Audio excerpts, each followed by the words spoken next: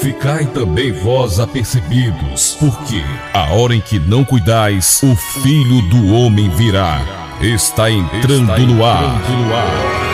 O programa A Última Chamada.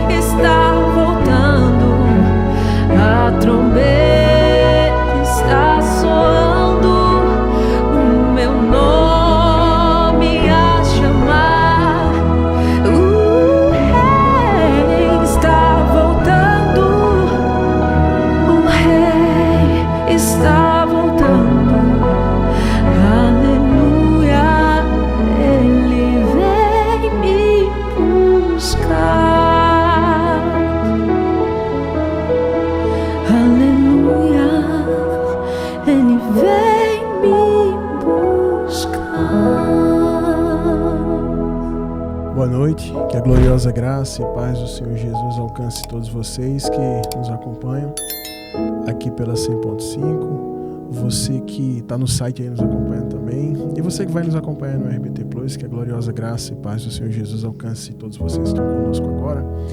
Eu quero convidar você que está em casa, você que está aí trabalhando, para estar orando conosco, estar concordando com a bênção que nós queremos outorgar sobre a tua vida, mediante a palavra de Deus. Você que tem fé para tal, ore conosco agora nesse momento, consagrando aqui tudo que vamos fazer nessa programação, e tenho certeza que Deus vai estar falando com vocês aqui, tá bom? Então, aqueles que quiserem, ore conosco agora.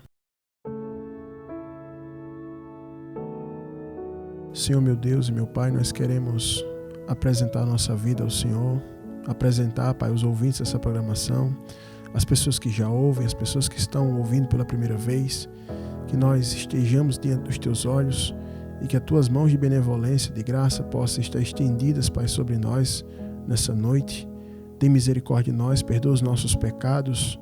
Escuta, Pai, a súplica do teu povo, a oração do teu povo, aqueles que com fé invocam o teu nome, aqueles que têm parentes hospitalizados, ou até mesmo aqueles que estão hospitalizados nos ouvindo de dentro de um hospital, Pai. Aqueles que estão no presídio, Pai, nos ouvindo dentro de um cárcere, que a tua mão de misericórdia alcance essa pessoa que cometeu delitos, Pai, que se arrependeu, que o Senhor possa alcançá-lo, que o Senhor alcance aqueles que estão trabalhando agora, em especial os policiais militares, Senhor, que estão colocando a sua vida em risco, Pai, em favor do seu serviço, que o Senhor possa alcançá-los, abençoá-los, assim como aqueles que trabalham na saúde, que o Senhor tenha misericórdia, Pai, daqueles que oram conosco, daqueles que creem, Pai, no milagre que provém das tuas mãos.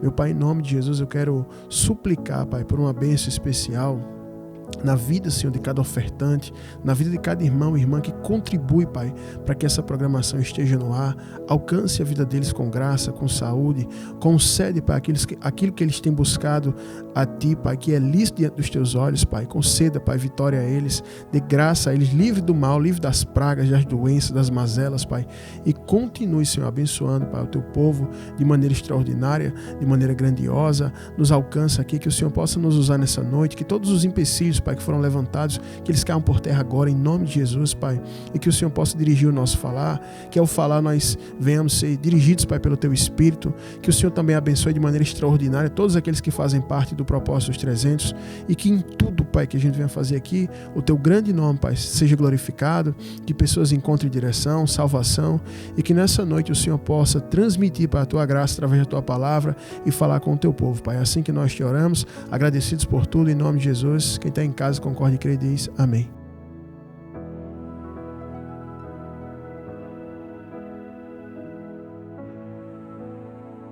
Amém, queridos?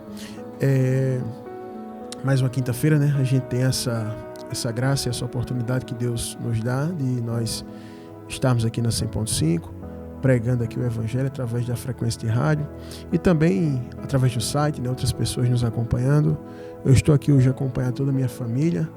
E para mim é uma alegria estar tendo essa oportunidade, né? Visto que já congreguei com irmãos que, por ocasião da vida, tiveram enfermidades que ficaram impossibilitados de ir para a igreja. E a gente ia visitar o irmão no hospital e ele dizia assim: puxa, como eu queria estar lá com vocês, como eu queria estar adorando, como eu queria estar no culto juntamente com vocês. E às vezes a gente tem a saúde, a gente tem as possibilidades e a gente não dá valor ao que é fácil na vida da gente, né? A gente só sente falta da saúde quando ela vai embora. E às vezes a gente não é grato a Deus por isso, né? Então, para mim, é graça de Deus estar aqui, poder chegar aqui com as minhas próprias pernas e poder estar aqui pregando para você. E também eu quero falar com você que está em casa aí, que tem saúde e que está enfrentando lutas, mas lembre-se que a maior bênção terrena que a gente tem aqui é a saúde. Não adianta você ter 1, 2, 3 milhões na conta, você ser uma pessoa conhecida, você ser doente, você está com um câncer que está corroendo seu corpo, você ser paralítico, enfim. Então a maior bênção que a gente pode ter aqui na Terra enquanto estamos aqui nesse plano é a gente ter saúde, né?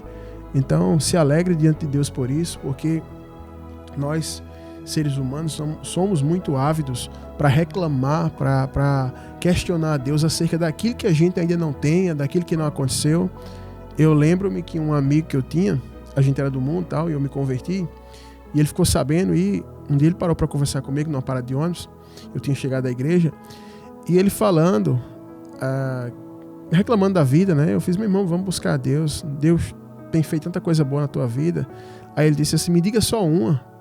Aí eu fiz, meu irmão, só você tá aqui vivo, meu irmão. Não, todo mundo tá vivo e tal. Ele fez, se Deus me amasse, Deus ia me dar um motor, uns panos, e umas boizinhas, ele disse na época. Coisa de moleque, né? E aí eu ri daquela situação.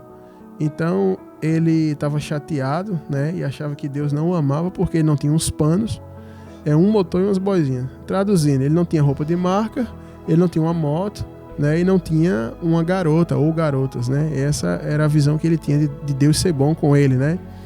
Então tem muita gente que está nos ouvindo, que vai nos ouvir, que tem suas queixas para fazer, ou ao vento, ou a Deus, aos seus parentes, mas esquece de agradecer. Eu entendo que as pessoas que elas têm maior habilidade para reclamar são as pessoas que têm maior dificuldade para agradecer, né? Então a reflexão que eu queria deixar para todos aqui, antes de dar os avisos aqui, passar para o quadro Socorro Vem do Alto, é sobre gratidão, né? Eu tenho falado muito sobre isso, porque quando você consegue ter uma visão e encontrar dentro de situações difíceis motivos para agradecer, essa semente que você está plantando aí revela um caráter maduro, uma pessoa que está crescendo, sabe, na graça de Deus, e que Deus se agrada dessas pessoas. E quando a gente é uma pessoa que só reclama e não consegue encontrar motivo para agradecer a Deus, é porque a gente é imaturo, a gente é bebê ainda, sabe, a gente ainda é criança, a gente não consegue enxergar o que Deus tem feito por nós, porque eu estou ciente e convicto disso, de que as dificuldades que a gente enfrenta, mesmo servindo a Deus, elas nos amadurecem e servem para moldar nosso caráter. Então não tem pessoa que vá caminhar com Jesus, que vá crer na palavra e que vá praticar a palavra que não vai enfrentar dificuldade. Então a gente hoje está sendo contaminado por um tipo de pregação na internet, principalmente na internet, nas redes sociais, de pessoas que não são pastores, de pessoas que não têm chamado de Deus, de pessoas que não são de Deus, só querem dinheiro, de pessoas que pregam um ambiente fictício de felicidade extrema, contínua, de vitória, de triunfo, uma pregação triunfalista que faz toda pessoa que serve a Deus achar que a vida é um mar de rosas, enquanto que na realidade o próprio Jesus falou com a boca dele que no mundo nós teríamos aflições. E ele diz o quê? Tem de bom ânimo, porque eu venci o mundo. Então ele nos estimula a ter ânimo diante das dificuldades. Então a gente precisa amadurecer e entender que mesmo diante das dificuldades, Deus está conosco. Deus não abandonou a senhora, o senhor que está me ouvindo, você que está me ouvindo agora em casa, porque você está passando por uma situação difícil. Eu já atendo várias pessoas, inclusive pessoas que escutam a rádio, pelo WhatsApp da rádio, que teve até uma irmã uma vez que falou assim, pastor, estou voltando agora para o evangelho, né? Mas estive muito triste por um momento que Deus me abandonou. Aí eu pensei que ela tinha usado droga, porque tipo, não tem lógica um ser humano criado por Deus ter a audácia de alçar a voz e dizer que Deus abandonou ela, e não ela abandonou Deus, né? Mas quando na realidade a vida dessa irmã era repleta de pecado, todo tipo de pecado que você imaginar. E ela escondia esses pecados atrás dessa parede de santidade que não existia. Então que a gente possa, pessoal, agradecer a Deus. Agradeça a Deus quando você acorda, pela comida que você come. Por exemplo, agora eu vinha no carro, aí parei ali para comprar um lanche para as crianças. Aí minha esposa deu assim no banco de trás para elas comerem. E a minha filha menor disse, vamos orar, né? Vamos orar. Aí ela orou, comeu e fez, obrigado, Pai, obrigado, Jesus. Então até uma criança, ela tem a capacidade de entender, de ter graça, de gratidão no coração dela, para agradecer pela graça que Deus concede a ela, né? E às vezes a gente tem adulto com 50 anos, 60 anos, que só abre a boca para reclamar. É extremamente contagioso você ficar do lado de pessoas que reclamam de tudo. Se está frio, reclama. Se está sol, reclama. Se o vento é forte, reclama. Se o vento é pouco, reclama. Se as pessoas falam com ela diz que é chato, todo mundo fala com ela. Se ninguém fala, o povo esqueceu ela. Então tem pessoas que é sempre reclamando. Essas pessoas na Bíblia são chamadas de maldizentes. E Deus odeia, está escrito na Bíblia que Deus odeia os maldizentes. Então não seja um maldizente, seja uma pessoa que agradece a Deus. Uma pessoa que tem no coração, que tem na visão, motivos para agradecer a Deus. Então seja essa pessoa nessa noite, que essa reflexão possa falar com você. Eu sei que tem endereço certo, eu sei que Deus está falando com muitas pessoas agora, e não adianta só você ouvir a palavra, ela tem que entrar no seu ouvido, descer para o seu coração e você botar ela em prática. Porque se você escuta e diz amém, realmente eu estou errado, e você vai continuar vivendo assim, não vai adiantar nada. Mas se você puser a palavra de Deus em prática, aí vai ter fruto, vai ter resultado. Faça o seguinte, faça um propósito com Deus agora. Prove agora, você passou a sua vida inteira reclamando e semeando a semente da ingratidão, reclamando de tudo. Tente agora, daqui para dezembro, faça o contrário. Comece a agradecer a Deus pelas situações da sua vida e pelo que Deus tem te proporcionado. E faça esse propósito que eu estou dizendo. E veja se em dezembro, dia 31 de dezembro, na virada do ano, você não vai ter mudado de patamar de vida. Em todas as esferas. Porque quando a gente semeia a gratidão é isso, tá bom? Então essa é a reflexão que eu queria deixar aqui para vocês. Estou em casa. E queria dar aqui um aviso rápido. Hoje eu quero mais tempo para pregação, porque quinta-feira eu acho que eu só preguei 10 minutos aqui. Falei bastante do propósito dos 300, em virtude do testemunho da irmã Maria José, que foi muito impactante, a gente não podia deixar passar em branco.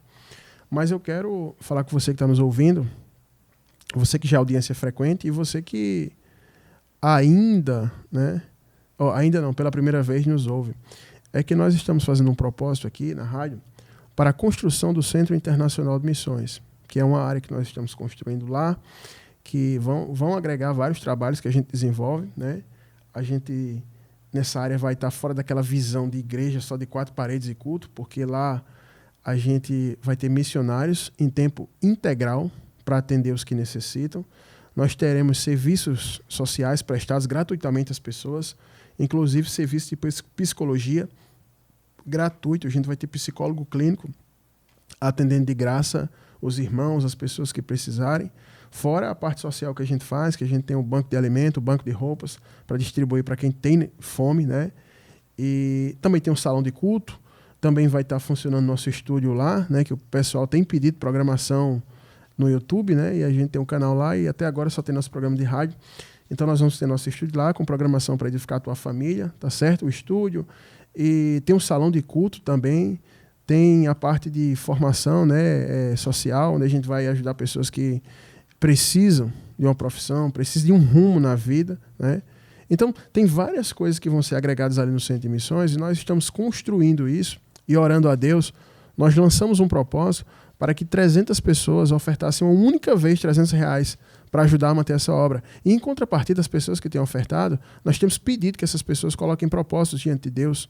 E muitas pessoas colocaram propósitos aqui. A gente tem trazido testemunhos aqui ao longo da programação de pessoas que obtiveram graça através desse propósito, tá certo? A gente nunca, mais de 5 anos que a gente está aqui na rádio, a gente nunca fez algo parecido.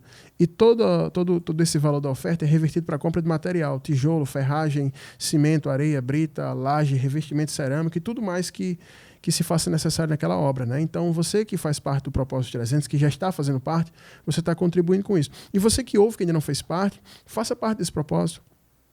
Tá? E você que está ouvindo pela primeira vez, faça parte. Né? E você que tem condições pode fazer até mais. Você pode mandar o caminhão lá de tijolo, você pode mandar areia, enfim. Você pode fazer como o irmão Márcio, que passou numa loja, no Lojão da Econômica, comprou 10 sacos de cimento, deu uma nota fiscal para a gente retirar lá. Você pode fazer como outras tantas pessoas que têm contribuído, né?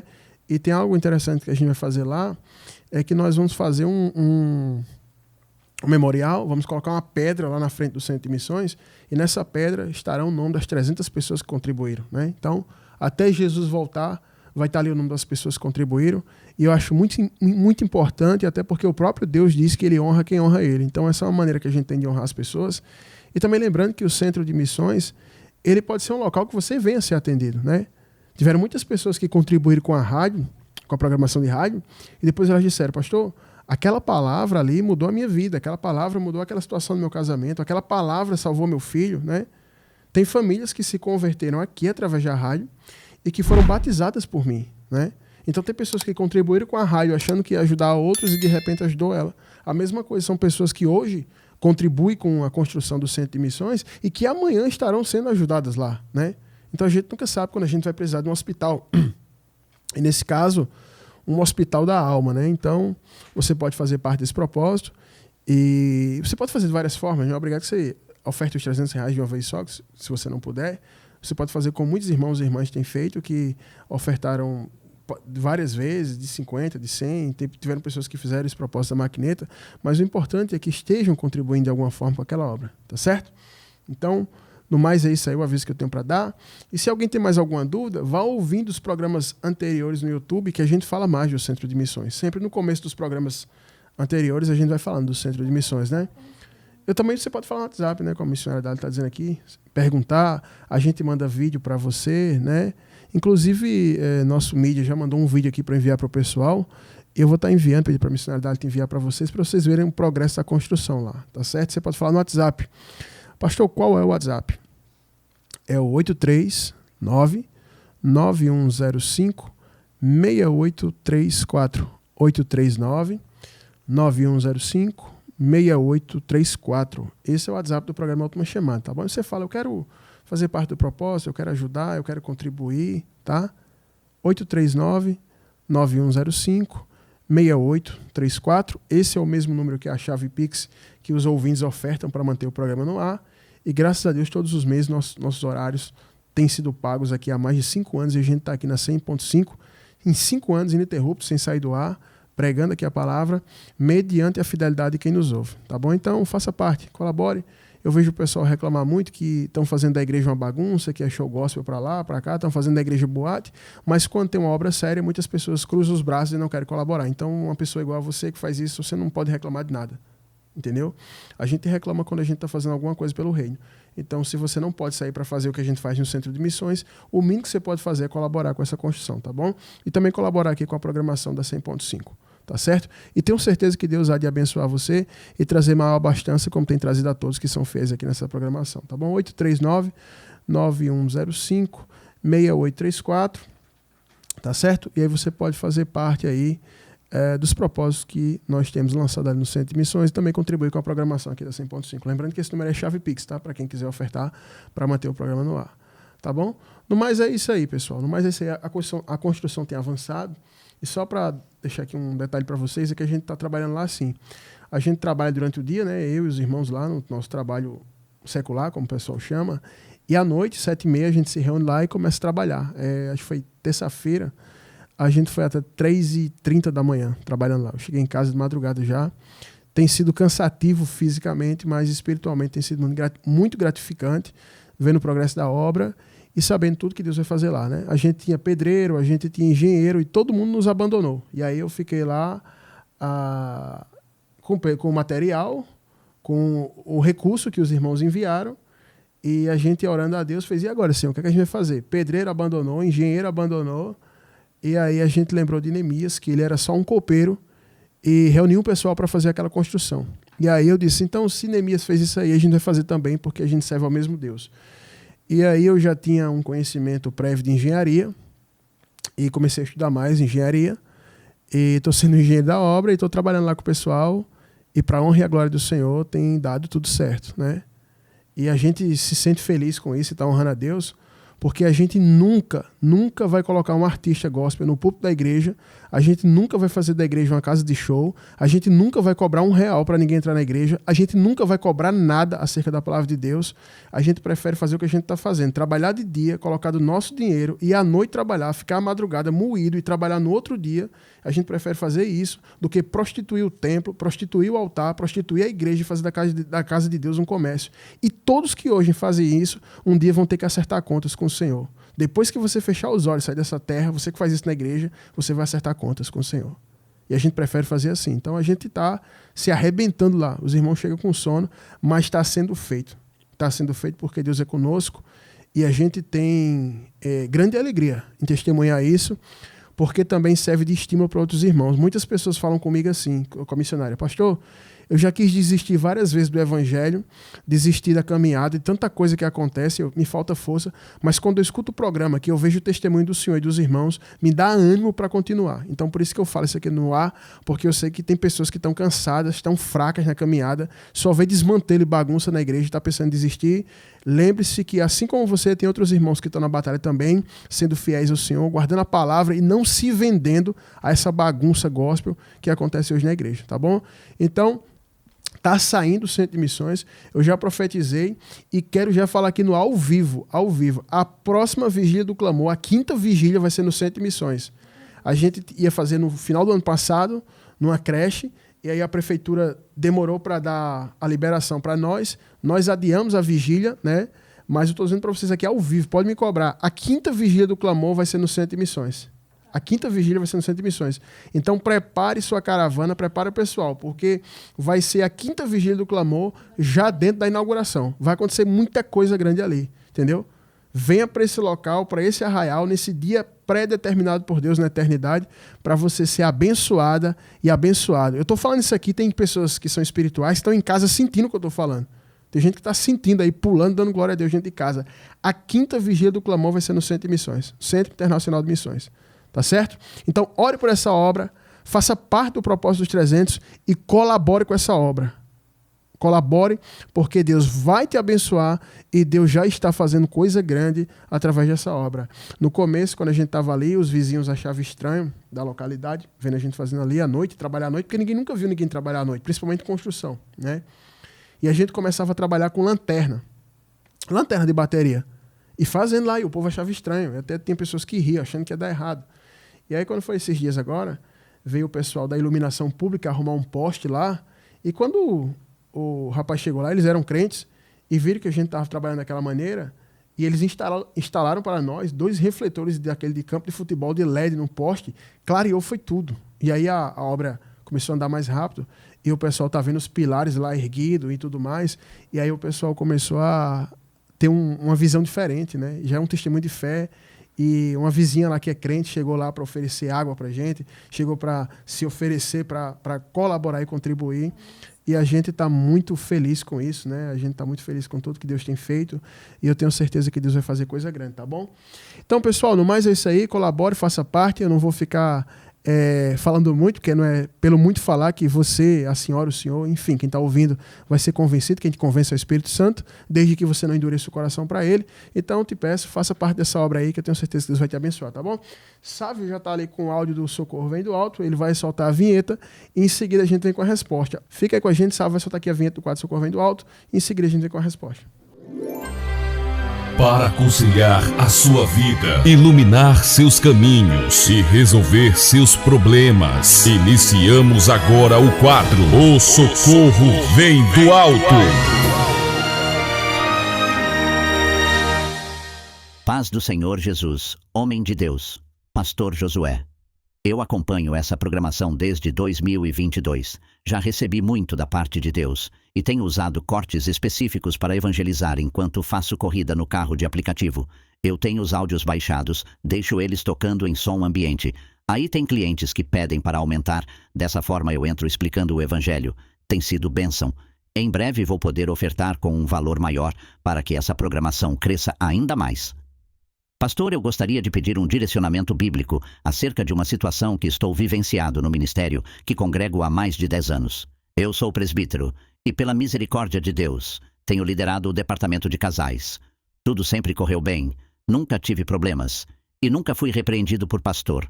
Porém, há uns 7 meses atrás, um casal veio congregar conosco. Esse casal tem gerado muitos problemas, principalmente a mulher. Ela foi até falar com o nosso pastor presidente que eu, como líder, não tenho dado apoio a eles e os tenho excluído do departamento de casais. Por isso, nosso pastor marcou uma reunião extraordinária para o fim do mês e tenho certeza que será para apurar o caso.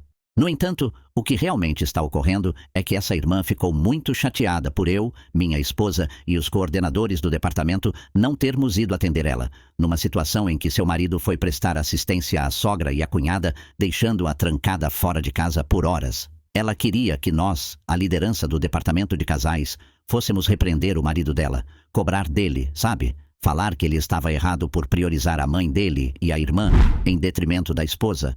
Porém, nós concordamos em não nos envolvermos em mais nada relativo à vida deles, porque eles não têm compromisso com a obra, não têm responsabilidade com as finanças da congregação, nunca deram um dízimo, não participam do evangelismo de casais, não colaboram com uma batata para o sopão que a gente faz, não participam do grupo de WhatsApp.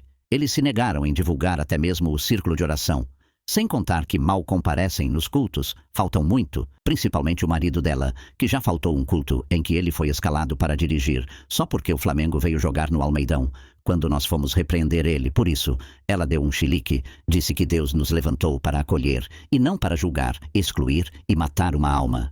Sempre que o marido dela faz algo que a aborrece, ela vem toda espiritual, se mostrando zelosa pelo cumprimento da palavra de Deus. Ela convoca o ministério de casais, conta todas as safadezas do marido e cobra que a gente vá repreendê-lo à luz das escrituras. Entretanto, quando o marido dela falta culto para levá-la à praia, para viajar com ela para o interior, para ir fazer compras com ela num shopping, para fazer jantar romântico, quando ele faz isso e a gente o repreende, ela toma logo uma posição contrária à palavra, ela passa pano para todos os pecados dele e ainda fica falando mal da gente para a nossa liderança. Qual atitude devo tomar numa situação dessas, pastor? Tá aí a questão da irmã.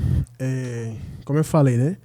É uma situação complicada, é uma situação esquisita, mas que tem sido muito comum e que tem acontecido muito. Eu falo isso porque estou pastoreando a igreja já faz um tempo e já vi muitos casos parecidos na igreja que eu pastoreio. Então, é uma situação que a gente se depara com ela hora ou outra, até na rádio, apesar de eu não pastorear as pessoas da rádio, mas até na programação da rádio, pessoas que vêm falar conosco já procederam dessa forma. E o primeiro ponto que eu queria abordar aqui, e quero ser bem claro, não só para o irmão que enviou a pergunta, o presbítero, mas eu quero também aqui ser claro com as pessoas que estão em casa, com os obreiros, com os irmãos, com a nossa audiência, né? Que tem aprendido muito com o quadro Socorro Vem do Alto, que tem sido um quadro que tem ensinado realmente Bíblia para as pessoas e Bíblia para aplicação prática do dia a dia, né? A gente tem ensinado Bíblia e não religiosidade. Então, eu quero ser muito claro com todos. E a primeira coisa que eu abordo aqui é a questão dos direitos, né, de membro, que a pessoa tem direito como membro. E se a pessoa tem direito como membro de uma igreja, de um corpo, a pessoa também tem deveres, né? Então, ela procurou o pastor presidente do ministério para lhe denunciar, porque a realidade é essa. Ela fez uma denúncia, denunciar o senhor, acusá-lo de não dar apoio para eles, de excluir eles do ministério de casais, de não atendê-los. E ela cobrou esse direito, né? Que ela teria direito a que o ministério de casais desse apoio a ela e o marido, que são casais, certo? Até aí não tem nenhum problema ela pedir esse apoio. Agora tem outra coisa, a pessoa que tem direitos, ela tem deveres. E aí a primeira parte que eu quero abordar sobre os deveres que ela tem de membro. Quando você falou que ela não colabora com uma batata para o sopão, então já está dizendo o tipo de pessoa que você tem aí, né? Então como é que eu posso aceitar congregar numa igreja? Eu aceito congregar numa igreja, eu aceito fazer parte, mas eu não quero ter compromisso com nada. Desde que eu me converti, quando eu tinha 18 anos, que eu vim do mundão da cachaça, de tudo que o mundo tem, quando eu vim para a igreja, eu assumi um compromisso, não foi só com o pastor, mas foi com Jesus primeiro. Então, eu tive 2 pastores antes de ser consagrado a pastor, e aí você vai perguntar para eles se eu chegava atrasado e se eu não tinha compromisso com a obra. E eles vão dizer, não era dessa forma. Por quê? Porque eu entendi que eu tinha um compromisso, que eu tinha direitos, mas eu tinha deveres. Então, eu sempre procurei colocar na frente meus deveres do que os meus direitos. E todo mundo que gosta de cobrar direito, assim, vai logo de cara, os meus direitos, são pessoas que não têm compromisso com nada. Isso aí eu tiro por estatística de experiência que eu já vivi. Todas as pessoas que chegaram para me cobrar, como pastor, como qualquer coisa, me botar contra a parede, foram pessoas que nunca tiveram compromisso com nada. Nada, absolutamente nada. Então, o grande problema aí, a grande raiz desse problema, a primeira parte que eu quero abordar, começa nisso aí. Você, como presbítero, estando no ministério há mais de 10 anos, sendo uma pessoa, pelo que falou, de respeito dentro da congregação, dentro da casa, estando à frente de um departamento de família, de casais, e você ser colocado contra a parede e literalmente denunciado à presidência do ministério como uma pessoa que está sendo relapsa, nas palavras dela, excluindo-os do ministério, jogando para fora, né? Como ela lhe acusou de querer matar a alma, assassinar a alma do marido dela, né? Então, uma pessoa que faz esse tipo de cobrança, ela tem que ter provas de que isso de fato está acontecendo. Porque acredito eu que quando for numa reunião, né, com o pastor, com as lideranças, ela apresentar isso, e você mostrar que nem para o culto ela vem, ela vai passar vergonha. Quando você falar assim, como foi dito aqui, ela não contribui com uma batata, pastor, para o sopão, falando para o pastor presidente. O que é que ela vai dizer? Quando você falar que o marido dela faltou um culto que ele foi escalado para dirigir, ou seja, ele estava à frente da direção do culto e ele foi para o Almeidão assistir o Flamengo, jogar com o time reserva e empatar com o Nova Iguaçu, se eu não me engano. Quando você falar isso, o que é que ela vai dizer lá? Né? São pessoas que não têm compromisso. E eu vou falar uma coisa aqui para os líderes de ministério. Cada dia mais vocês vão encontrar pessoas na igreja sem compromisso. Sabe por quê? A gente está vendo uma sociedade que desde crianças tem sido ensinado que você não precisa ter compromisso com nada, com a lei, com nada. A gente vê aluno na escola batendo nos professores. Então a gente não sabe nem respeitar o professor. Entendeu? Na minha época, tinha muito maconheiro na escola, tinha todo tipo de vagabundo na escola, mas uma coisa ainda tinha naquela época, é respeito com os professores. A pessoa via o professor como autoridade, ele dizia, cala a boca, cala a boca. Hoje, se um professor falar com uma pessoa assim, um marginal desse vai tentar matar o professor. Por quê? Porque não é ensinado a gente ter responsabilidade com nada que a gente faz. Esses dias um irmão da igreja estava relatando que numa comunidade aqui em Bahia, os alunos ameaçavam os professores. Eu disse, não, cadê o poder do Estado para ensinar esse povo a ter responsabilidade e respeito? Não tem. Então, isso automaticamente está entrando dentro da igreja.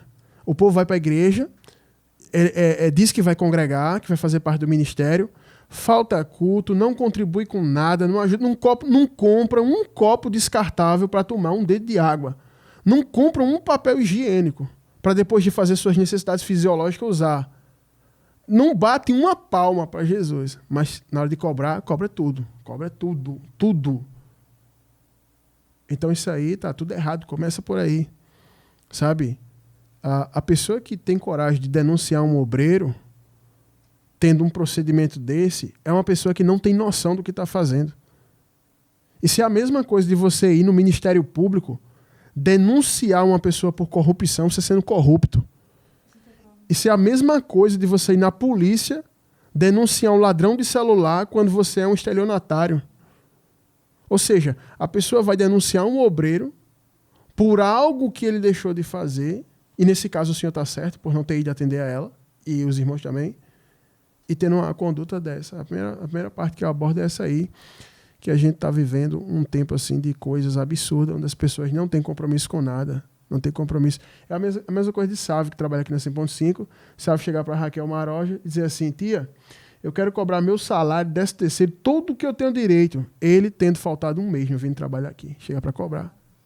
Não, mas você acha que isso não acontece? Tem um amigo que tem uma empresa que ele disse que o cara chegou lá para cobrar os direitos, chegou para cobrar isso, cobrar aquilo. Um cara que chegava atrasado, um cara que metia falta, um cara que não botava nem atestado. Entendeu? Então, automaticamente o comportamento social está entrando na igreja. O que é que isso quer dizer? Que a igreja não está mais se influenciando, missionária, as pessoas do mundo. São as pessoas mundanas que influenciam a igreja. Então a pessoa entra na igreja e ela ensina isso. Então quem está ali aprende a denunciar presbítero, a denunciar todo mundo, chegar cobrando, enquadrando. Entendeu? Então o primeiro ponto que eu abordo é esse. Irmãos, eu gostaria de falar que o pastor falou a respeito da situação em si, mas eu queria falar um pouco a respeito desse tipo de personalidade. E eu queria abrir aqui em Provérbios 26, a partir do 25, você pode acompanhar em casa. Não, a partir do 23, que diz assim: como um vaso de barro coberto por prata, assim são os lábios amorosos com o coração maligno. Aquele que aborrece dissimula com os lábios, mas no íntimo do coração encobre o engano. Quando te falar suavemente, não confies nele, porque 7 abominações há no seu coração. Ainda que o seu ódio se encobre com engano, a sua malícia se descobrirá publicamente. O que essa palavra diz aqui? Que assim como um vaso de barro coberto por prata, ninguém imagina que na verdade não passa de um vaso de barro. Assim é uma pessoa que tem um coração maligno, dissimulado, mas que ela fala suavemente, né? Eu já vi esse tipo de situação se repetir diversas vezes, e a palavra é bem clara quando ela diz o seguinte: não confies nele. Então, o que é que acontece? Eu me lembro que no ano 2011, mais ou menos, chegou uma moça na igreja e ela estava congregando, estava tudo direitinho, e aí ela começou um relacionamento com um rapaz mundano, né?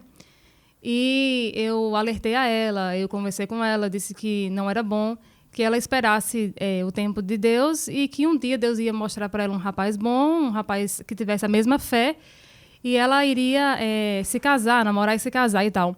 Mas ela não acreditou, disse que aquilo era bobagem e continuou esse relacionamento dela, né? E ele era completamente mundano. Ele não ia para a igreja, ele não queria saber nada de Jesus, era viciado em times, essas coisas e tal.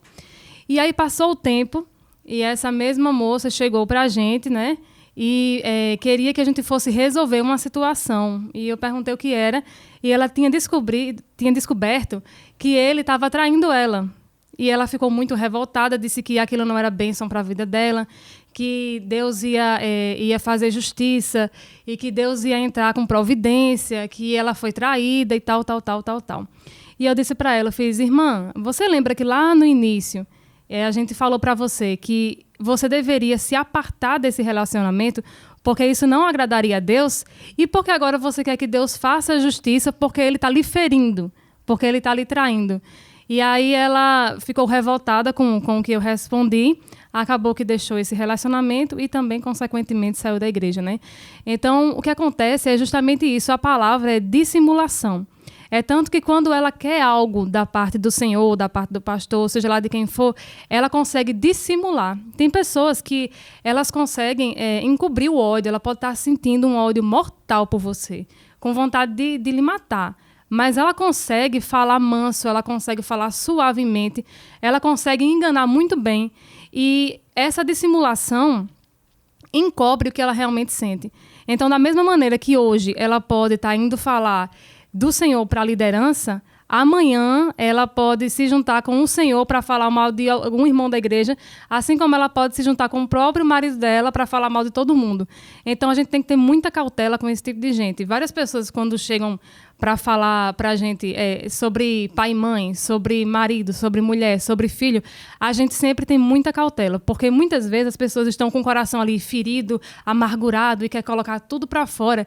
E a gente tem que entender o seguinte: vamos tentar entender a situação e ver onde é que a gente pode ajudar, né? Então, a gente não ganha de tomar um partido. Não, vou ficar do teu lado, não, vou ficar do lado dela. Não, a gente não é assim. A gente ora, pede direcionamento a Deus e a gente pede resposta. E dentro daquela resposta, talvez a própria pessoa que está vindo trazer um relato para a gente, ela que vai estar errada. E a gente vai dizer: irmã, na verdade, quem está errado não é essa pessoa que está falando, mas é você mesmo, né? Então, a gente tem que ter muito cuidado. E quanto ao irmão aqui, ela armou uma cilada para o irmão, e o irmão está nessa situação, né? Outro ponto que eu queria abordar aqui, pegando essa parte aqui de caráter que a missionária está falando, são pessoas que elas veem a palavra de Deus não como a palavra de Deus realmente é. Como assim, pastor? Por exemplo, a palavra de Deus, ela se propõe a fazer com que o homem perdido, sem direção, pecador, ele se arrependa do seu pecado e se volte para Deus. Esse é o propósito da palavra. Só que tem pessoas que veem a palavra de Deus como uma espécie de amuleto para fazer a vida dela catapultar, dar certo, ser um trampolim para ela. Então, por exemplo, para que você entenda, se eu tenho um problema no casamento, com meu marido, com a minha esposa, eu vou enxergar na palavra de Deus uma ferramenta para melhorar o meu casamento e não me melhorar, e não me transformar, mudar minha vida por completo. Para que você entenda, Tem pessoas que têm um problema no casamento e procuram a igreja e procuram a palavra. Então começa a usar a palavra para modificar o casamento. E quando o casamento chega naquilo que ela quer, ela vai embora da igreja. Então ela não queria a palavra de maneira integral, para que viesse transformar ela como pessoa. Não, ela quer a palavra para isso. Então, o segundo ponto que eu quero abordar é sobre essa questão do caráter.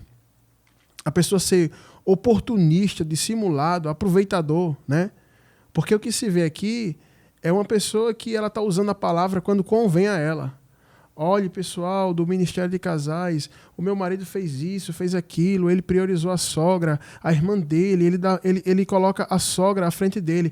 Vamos lá mostrar que o marido tem que priorizar a esposa. Mostre para ele, repreenda ele fez isso, aquilo comigo. Aí o pessoal vai lá, realmente, a palavra está falando isso, olhe, não faça isso, não faça aquilo outro. Então, se aquele cara aceitar a palavra, tudo bem. Se ele não aceitar, ele vai ficar com raiva dos irmãos da igreja e não dela. Então, ela está usando os irmãos, ela está usando as pessoas, como diz o popular, como bucha de canhão.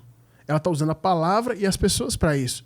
E você, meu irmão, sabiamente, você compreendeu isso e concordou com a sua liderança, com as pessoas que estão com o senhor no ministério, com a sua esposa, de não atender eles. Porque eles não têm compromisso também por isso. Porque isso ocorre muito. Nesse tempo que eu estou pastoreando, quantas mulheres chegaram para mim para debulhar o marido? Eu fico só ouvindo, sim, tá.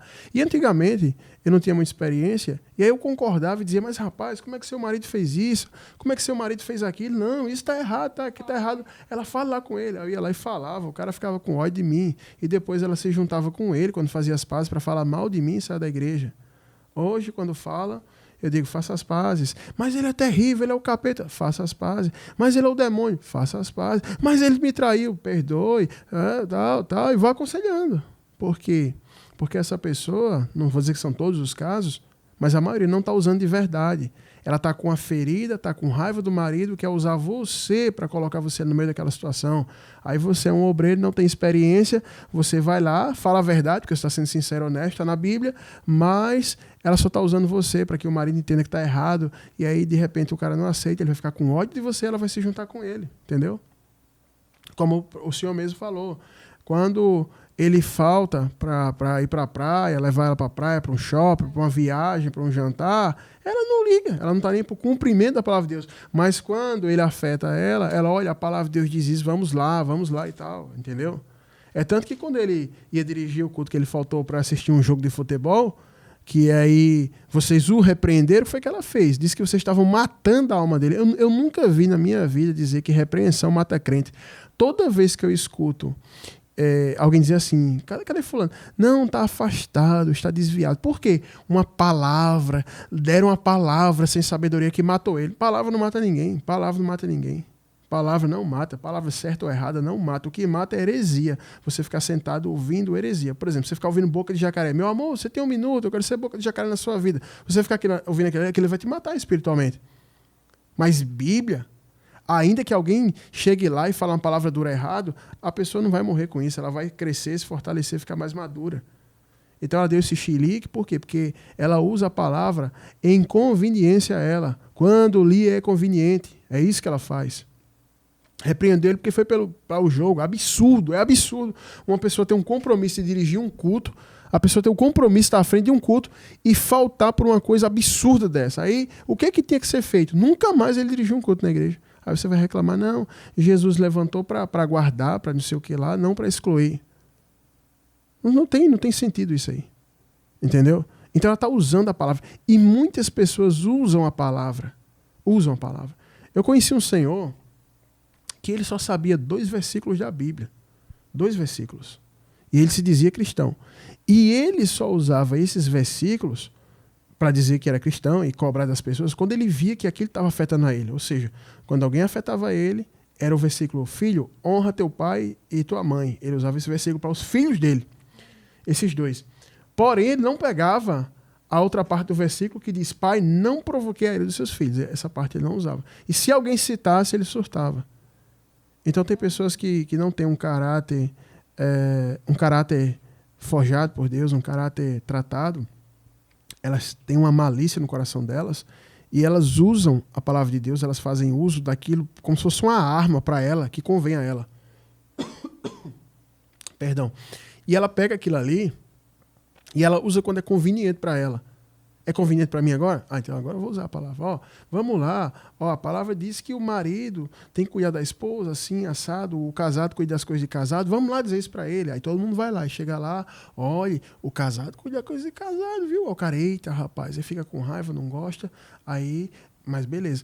Aí quando o mesmo casado, por exemplo, ele tá faltando um compromisso que ele tem na obra, um dever que ele tem na obra, que você vai cobrar, aquela pessoa diz, não faça isso com ele não, você vai matar a alma dele, entendeu? Então tem muita gente que faz isso, tem pastores que fazem isso. Vocês acham que esses pastores que roubam a igreja, eles roubam com o quê? Roubam usando a palavra, eles usam a palavra para roubar a igreja, entendeu? Agora, a mesma palavra que manda eles trabalhar, eles não querem trabalhar, eles não querem. Paulo vai dizer lá em Tessalonicenses que quem não quiser trabalhar, que não coma. Vá pregar isso para um pastor desses daí, que pinta a unha de base, que bota banha de cacau no lábio e que bota um cabelo assim parecendo uma calopsita de lado. Vá falar isso para eles, se eles querem ouvir. Não querem.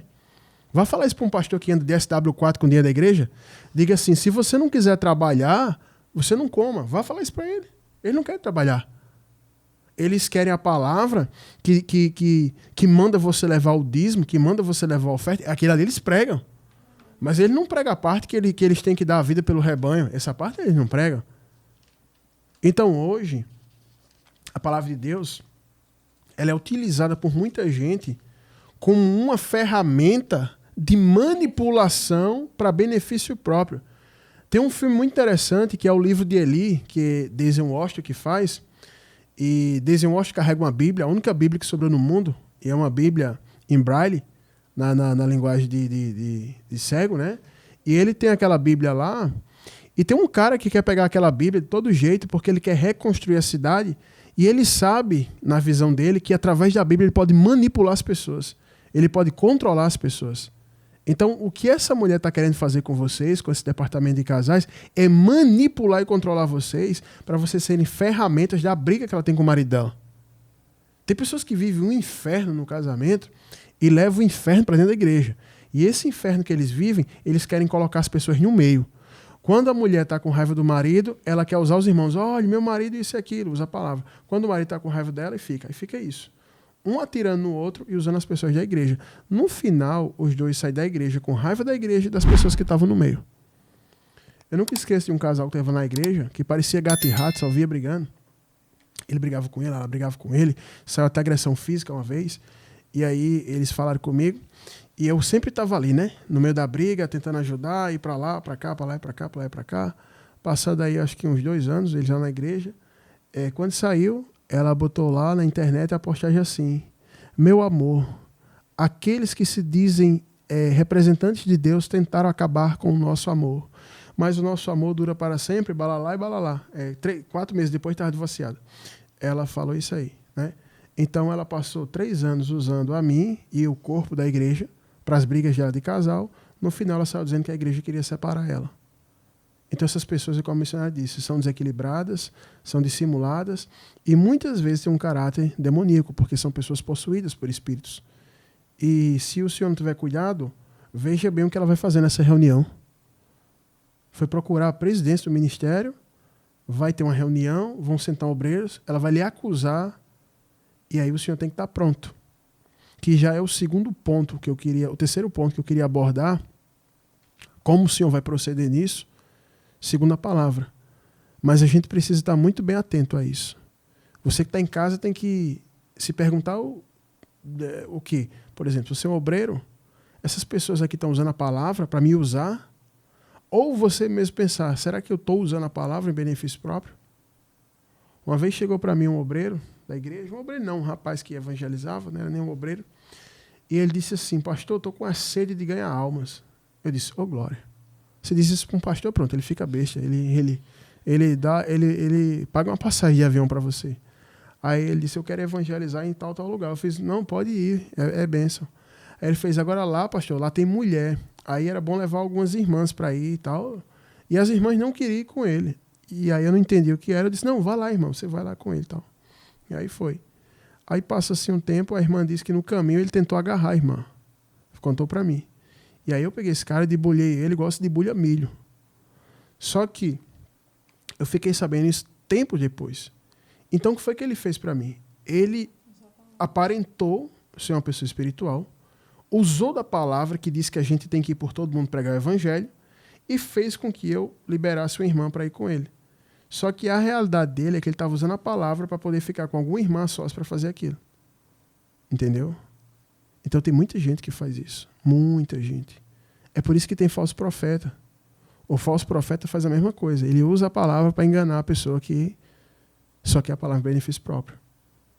Então a gente precisa ter cuidado, gente. Jesus advertiu que nos últimos tempos haveriam falsos profetas, falsos mestres, todo tipo de pessoa. Se você abrir sua Bíblia aí em 2 Timóteo capítulo 3, você vai observar Paulo falando que nos últimos dias, o nosso tempo que a gente está vivendo, haveriam tempos trabalhosos que os homens seriam amantes de si mesmos, ingratos, avarentos, jactanciosos, presunçosos, mais amantes dos prazeres do que amigos de Deus. Então tem toda uma característica de pessoas que estão dentro da igreja, não fora dentro da igreja, que vão usar a palavra para isso. Então o que essa irmã está fazendo é isso. Muitas vezes vieram mulheres assim. Tinha mulher que reclamava comigo: olha, pastor, meu marido prefere a mãe, prefere a irmã, prefere o vizinho, o gato, o cachorro, prefere o galo que canta da madrugada, prefere o menino de patinete e não me prefere. Eu sou a mulher mais excluída e sofrida do mundo. Ai, ai, ai, ui, ui. Eu só ouvindo. Amém, irmã, vamos orar, vamos orar. Tenha paciência. Não, pastor, paciência não. Paciência não, pastor, fale com ele. O homem é ruim, tem um coração duro, de pedra, concreto, tem ferro, tem concreto armado, é um coração de titânio. Olha, meu Deus, aí já entrava no mistério. Fala com ele, pastor, fala com ele agora. E aquele show, eu, calma, irmã, calma. Aí, às vezes, eu ia lá e falava: meu irmão, sua mulher está assim, está fragilizada, fale com ela aí. Ah, pastor, essa mulher reclama de tudo. E ele também falava dela, né? E eu ficava ali. Beleza. E eu pensava assim: queria ver se essa irmã tem o mesmo ímpeto para cobrar do marido quando ele não lê a Bíblia, quando ele não ora, quando ele falta culto, quando ele deixa o compromisso da obra para ir jogar futebol com os amigos. Enquanto não afetar ela, tá ótimo.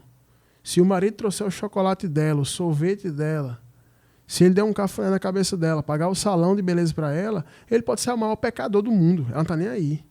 Agora, se ele olhar para outra mulher, se ele preferir a parentela em detrimento dela, aí, meu amigo, ela vai logo na palavra: olhe, porque Deus, pastor, é assim, gente.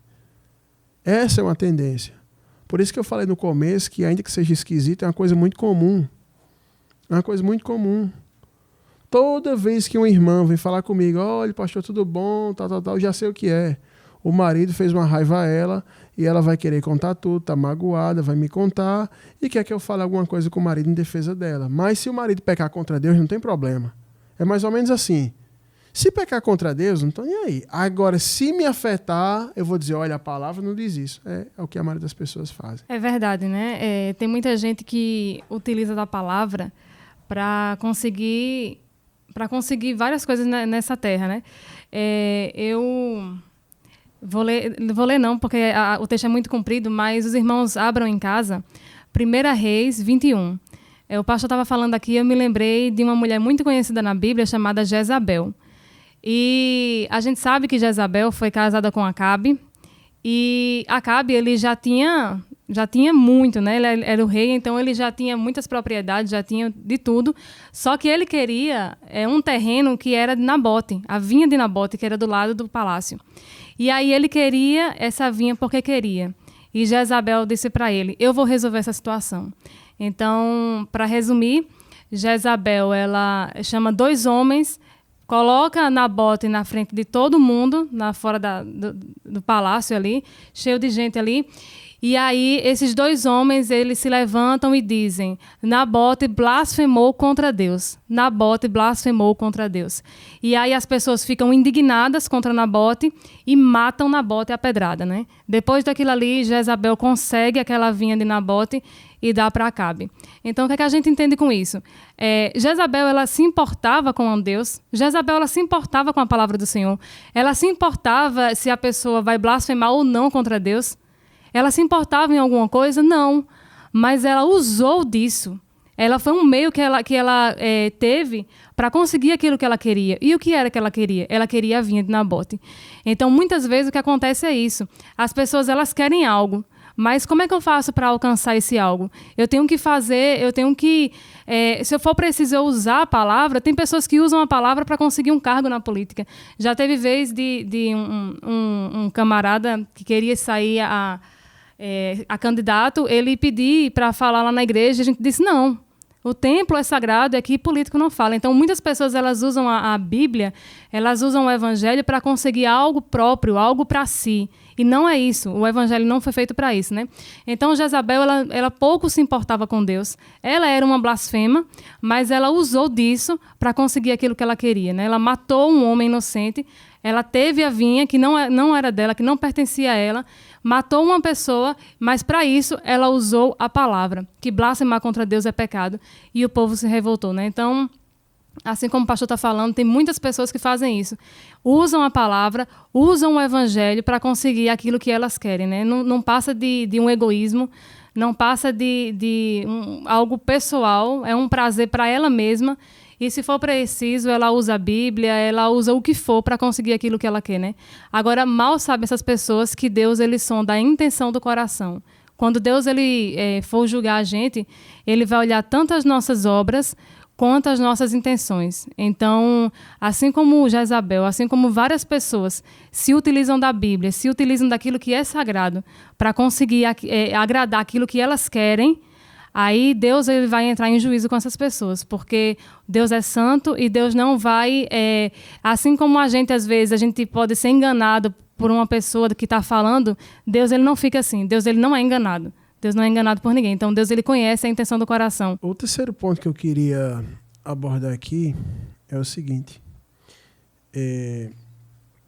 Todo líder, toda pessoa que está liderando alguma coisa na igreja, enfim, qualquer segmento, e que tem outros líderes acima de você, até também um líder que não tem outra pessoa assim acima dele, você precisa ter contato direto com as pessoas. De que maneira? Preste atenção. O senhor é o presbítero e o senhor tem pastores acima do senhor e está liderando um departamento. Tudo que o senhor fizer nesse departamento que acontecer, passe para os seus líderes. Por que ela foi fazer a queixa? Por que ela foi denunciar o senhor? Por que ela agiu assim? Qual foi a brecha aí? A brecha é acontecer as coisas dentro do ministério e o senhor não ir passar para a sua liderança. Por exemplo, se o senhor já tivesse exposto para o pastor presidente e para os outros pastores que estão acima do senhor, que essa mulher está causando problemas, o que é que está acontecendo, eles já estariam prontos quando ela viesse com a resposta. Então não ia ter reunião, não ia ter nada. É o que eu sempre faço na igreja. Quando eu vejo que pessoas estão querendo se rebelar, quando eu vejo que tem pessoas que têm comportamento de se rebelar, que é nada mais do que você não aceitar uma direção e tentar colocar as pessoas contra você. Por exemplo, na igreja, como pastor, várias vezes eu tive situações que vem todo tipo de pessoa para a igreja, você sabe disso.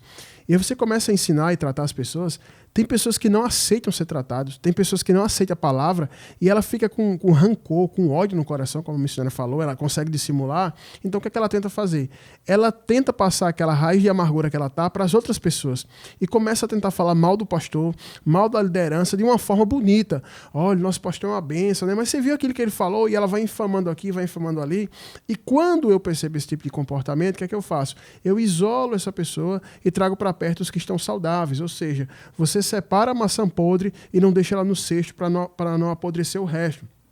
Então, o que o senhor deveria ter feito era estar relatando tudo o que está ocorrendo nesse ministério para os seus líderes, porque aí, quando ela fosse comentar esse caso com o pastor presidente e lhe denunciar, o pastor já ia saber que ela falta culto, o pastor já ia saber que eles não são dizimistas, o pastor já ia saber que o marido dela faltou culto para esse jogo do Flamengo, o pastor ia saber que eles não deram uma batata, não dão uma batata para o sopão, o pastor ia saber que faz dias que eles não pisam na congregação, ou seja, ele já ia saber, né?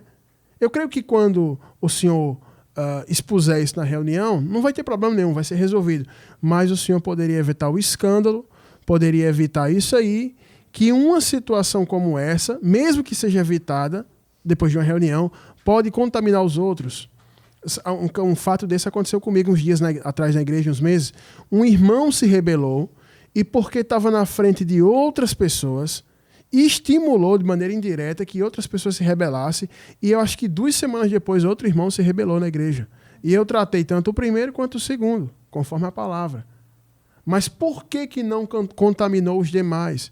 Porque eu sempre trago as pessoas e as pessoas têm clareza do que está acontecendo na igreja. Eu sempre informo o que está acontecendo. Né?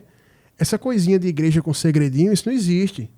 Tem irmão que fala uma coisa e diz, olha, pastor, vamos ficar aqui guardados as 7 chaves, vamos fazer um pacto de sangue na encruzilhada para essa história nunca ir para a boca de ninguém. Eu digo, não, isso aí é cão puro na sua boca.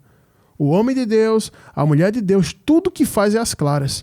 Não tem nada de secreto, de encoberto e tal. Às vezes eu falo assim, de maneira sincera e direta, a missionária diz, não, mas cuidado que ela pode falar aquilo para aquela pessoa. Eu disse, não, mas o que eu falei para ela, eu falo lá na frente dele. E o povo sabe como é que eu sou. Eu digo, falei isso aí, você é assim mesmo. E essa é a visão mesmo que eu tenho.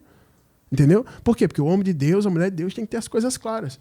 Então o grande erro do senhor aí é estar coordenando esse ministério e não estar passando um relatório do que está acontecendo para a sua liderança. Porque se o senhor tivesse passando um relatório, quando essa mulher chegasse lá para fazer uma denúncia contra o senhor, ela ia passar vergonha. Porque todo mundo já estava sabendo o que estava acontecendo. Então você que está aqui me ouvindo, que você é diácono, presbítero, enfim, você que é um líder, um pastor que está me escutando aqui agora, você tem que ter isso. Se você é um pastor, uma liderança, que tem outros pastores acima de você, sempre passe relatório do que você faz. Se você é um pastor que não tem outras lideranças acima de você, faça o seguinte, sempre se reúna com o seu corpo de obreiros e converse com tudo que está acontecendo, sobre tudo que está acontecendo. Sempre converse, é o que eu faço. Eu sempre reúno os diáconos na igreja, converso, falo o que está acontecendo, explico. A gente sempre se reúne para que esse tipo de coisa não aconteça. E olha que eu pastoreio uma igreja pequena, bem pequena. Agora imagina uma igreja grande. Né? Não sei que tamanho é a sua igreja, mas se for uma igreja grande, o senhor tem aí um sério problema para tratar, né? Porque uma pessoa como essa, eu vou falar para o senhor, quando ela vê que ela está sendo contraditada na reunião, que o senhor, sua esposa, os coordenadores desse departamento estão passando relatórios do que ela fez, ela pode muito bem surtar, começar a xingar, começar a fazer outras coisas, e isso vai ser motivo de escândalo. Isso vai escandalizar. Isso vai ser motivo de escândalo e vai afetar não só as pessoas que estão ali envolvidas, mas vai afetar outras pessoas que porventura venham a saber disso no futuro. Né? Outros irmãos ali. E eu vou falar, aqueles que são mais fracos na fé, quando vê escândalos, quando contempla esse tipo de coisa, possivelmente pode cair. Eu já vi pessoas que caíram, missionário, com coisa menor na igreja. Ficou sabendo de situações e que vieram cair. Então, é necessário que o senhor, depois dessa experiência, faça isso. E a medida que deve ser tomada é a exclusão imediata dessa mulher e desse homem desse departamento. Pode excluir. Segundo a Bíblia, pode excluir. Não está aceitando o que o departamento fala. Lógico que o pastor vai ficar ao lado do que está certo, né? Quando foi exposto na reunião.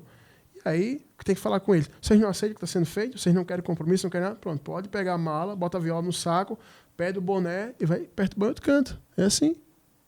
Quando o pessoal começa a perturbar lá na igreja, fazer isso, eu digo, pega o seu boné e vai para outro canto. Pode pedir o boné. E aí vai para lá. Essa é a grande realidade. Porque hoje, como eu falei aqui nesses 3 pontos, primeiro, as pessoas não querem ter nenhum tipo de dever, só quer ter o benefício, né? Ela só quer os direitos que ela tem ali dentro, mas dever, compromisso nenhum, né? É a primeira coisa. A segunda situação é que essas pessoas que são assim, elas gostam de pegar a palavra, igual você pega aquelas bolinhas de malabarismo e ficar usando a palavra como um fantoche, para aquilo que é conveniente para ela, né? E o terceiro ponto é, todo mundo dentro da igreja tem que estar bem alinhado, você tem que estar passando relatório do que você faz, você tem que estar com a sua liderança, com seus liderados ali lado a lado, para que esse tipo de gente não venha bagunçar o arraial, porque esse tipo de gente bagunça o arraial. A pessoa chega, cheia de direito, batendo na mesa, querendo os direitos, cobrando direitos, mas dever nenhum, zero, nenhum dever. A pessoa vai, tem esse ar, né, de cobrança, até de fazer denúncia, mas ela não quer nenhum tipo de compromisso. E aí pega a palavra e começa a usar a palavra igual se usa um fantoche para fazer malabarismo, né? Então a gente precisa ter essa cautela, a gente precisa ter essa ação direta para que a gente possa evitar isso. O líder tem que ter discernimento, o líder precisa estar com seus liderados, o líder precisa também passar relatório para aqueles que os lideram. Tem que estar assim, sempre estar relatando para que não venha dar brecha para esse tipo de pessoa. Uma vez, já falei aqui na rádio algumas vezes, me é oportuno falar sobre isso, teve uma rebelião na igreja no ano 2013, eu era muito novinho, fazia pouco tempo que eu estava à frente da obra, e aí um pastor chegou lá pedindo ajuda, e pedindo apoio lá, e lá a gente deu todo tipo de apoio, permitiu que ele e a mulher dele entrasse na igreja e tal. A gente deu violão, a gente deu dinheiro, deu tijolo, deu cerâmica, a gente deu todo tipo de apoio para o ministério desse pastor na época, e ele estava infiltrado no meio do povo, e eu conversava com ele no particular, com esse pastor, mas eu não passava o relatório para os irmãos, né, para as pessoas lá. E aí, pouco a pouco, esse tal pastor foi enchendo o coração dos irmãos, ganhando espaço. E aí, com o passar de um tempo, houve uma rebelião na igreja e muita gente caiu naquela época, né? Se fosse hoje, ele chegasse, eu ia logo perguntar, de onde tu vens? E ele podia dizer assim, de rodear a terra. Eu dizia, então, arreda, né? Mas eu não perguntei de onde ele vinha. Depois eu fiquei sabendo que ele fez uma rebelião na igreja Assembleia de Deus. Ele era um cara que se rebelou lá, abriu um ministério próprio dele, e era um cara que não aceitava liderança, era uma pessoa que não tinha compromisso com a palavra. E aí ele foi e fez isso daí, e pegou muita ajuda lá na igreja, né? E arrastou a terça parte com ele. Mas depois, tanto ele quanto os outros naufragaram, né? Mas podia ter sido evitado isso se eu tivesse tomado essas 3 medidas que hoje eu estou aconselhando aqui, né? Como é bom o tempo e a experiência, né? O conhecimento da palavra faz a gente crescer e amadurecer. Então, eu espero que isso que nós estamos respondendo aqui possa trazer efeito prático para a vida de quem está ouvindo, tanto dos irmãos que lideram, que são obreiros, também daqueles irmãos que estão ali no meio do arraial, né? Isso aqui serve para todo mundo. Essa experiência aqui que o presbítero está vivendo, para que a gente possa evitar esse tipo de pessoa, evitar as ações, né? Porque esse tipo de gente não pode ser evitado na igreja. Sempre vai chegar. Você não escolhe quem vai congregar na igreja. Vai chegar. E Paulo vai dizer lá em Timóteo que as más obras de alguns, elas se manifestam missionárias. De cara você vê as más obras. Já tem outras que é só com o tempo. Tem pessoas que só com o tempo ali dentro que você vai perceber que ela é assim. Então, olha, essa irmã com esse marido faz 7 meses que eles chegaram. Então, há 7 meses, demorou 7 meses para ser revelado, né? Mas tem pessoas que demoram mais tempo, 1 ano, 2, 3, 4, e a gente precisa estar cauteloso, porque tem gente que vai guardando mágoa missionária no coração. Tem gente que vai ficando com rancor, tem gente que vai ficando com ódio no coração, vai guardando, e aí a situação vai piorando, né? Então, eu espero ter respondido aqui, espero também que aquilo que a missionária falou venha contribuir com a vida do nosso presbítero aí. Também quero agradecer a ele pelo fato de baixar nossas ministrações e colocar no Uber enquanto está rodando ali para as pessoas serem evangelizadas. Assim como também quero agradecer as ofertas que ele tem enviado para que a programação continue no ar e que ela venha crescer, né? E também espero que todos que acompanham, que são abençoados, possam fazer o mesmo para que essa programação venha crescer e alcançar mais pessoas, tá certo? Pessoal, no mais é isso aqui. Eu vou fazer um intervalo rapidinho aqui, tocar um louvor. Hoje eu vou dar muito tempo à palavra. E eu quero pedir que você que está me ouvindo aí, comente lá no YouTube. Está sendo uma bênção. Vocês comentando lá no YouTube. Eu estou devendo lá, vou dar uma lida nos comentários, né? Mas eu vou ler lá. E os comentários que vocês põem, os testemunhos que vocês põem, contribuem muito com a programação. Você que está ouvindo pela primeira vez, que não sabe, nós temos um canal no YouTube, né? Você pode procurar aí, escrever RBT Plus no YouTube. E a primeira opção que vai aparecer aí, você pode se inscrever. As programações aqui são gravadas e posteriormente são postadas aí no YouTube. E aí você vai poder acompanhar. Então quero que vocês comentem mesmo. Pode comentar lá, descer o dedo lá, desce o dedo no like também, porque o pessoal assiste o vídeo e não dá o like.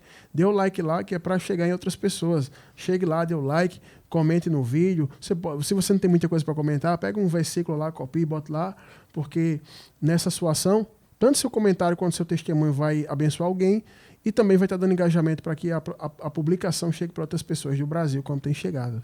Tá bom? Então, se inscreva no nosso canal aí, RBT Plus. R de rato, B de bola e T de tatu. RBT Plus. Primeira opção, se inscreve, ativa o sininho aí e você vai poder estar acompanhando aí, tá certo? Eu vou fazer um intervalo aqui bem rapidinho aqui para tomar uma água.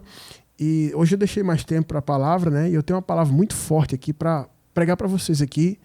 Eu espero que você aproveite o intervalo aí para você tomar uma água, para você ir no banheiro, para você ficar aí do lado do seu rádio, do lado do seu celular e na internet, ligado nessa palavra que eu tenho aqui para ministrar para vocês, tá bom? Então, fica aí com a gente, fica aí com esse louvor que Sávio soltou aí, vai soltar aí, e que daqui a pouquinho a gente volta.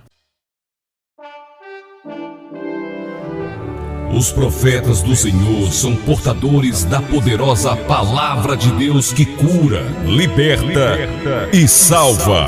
Fique agora com os profetas da última hora.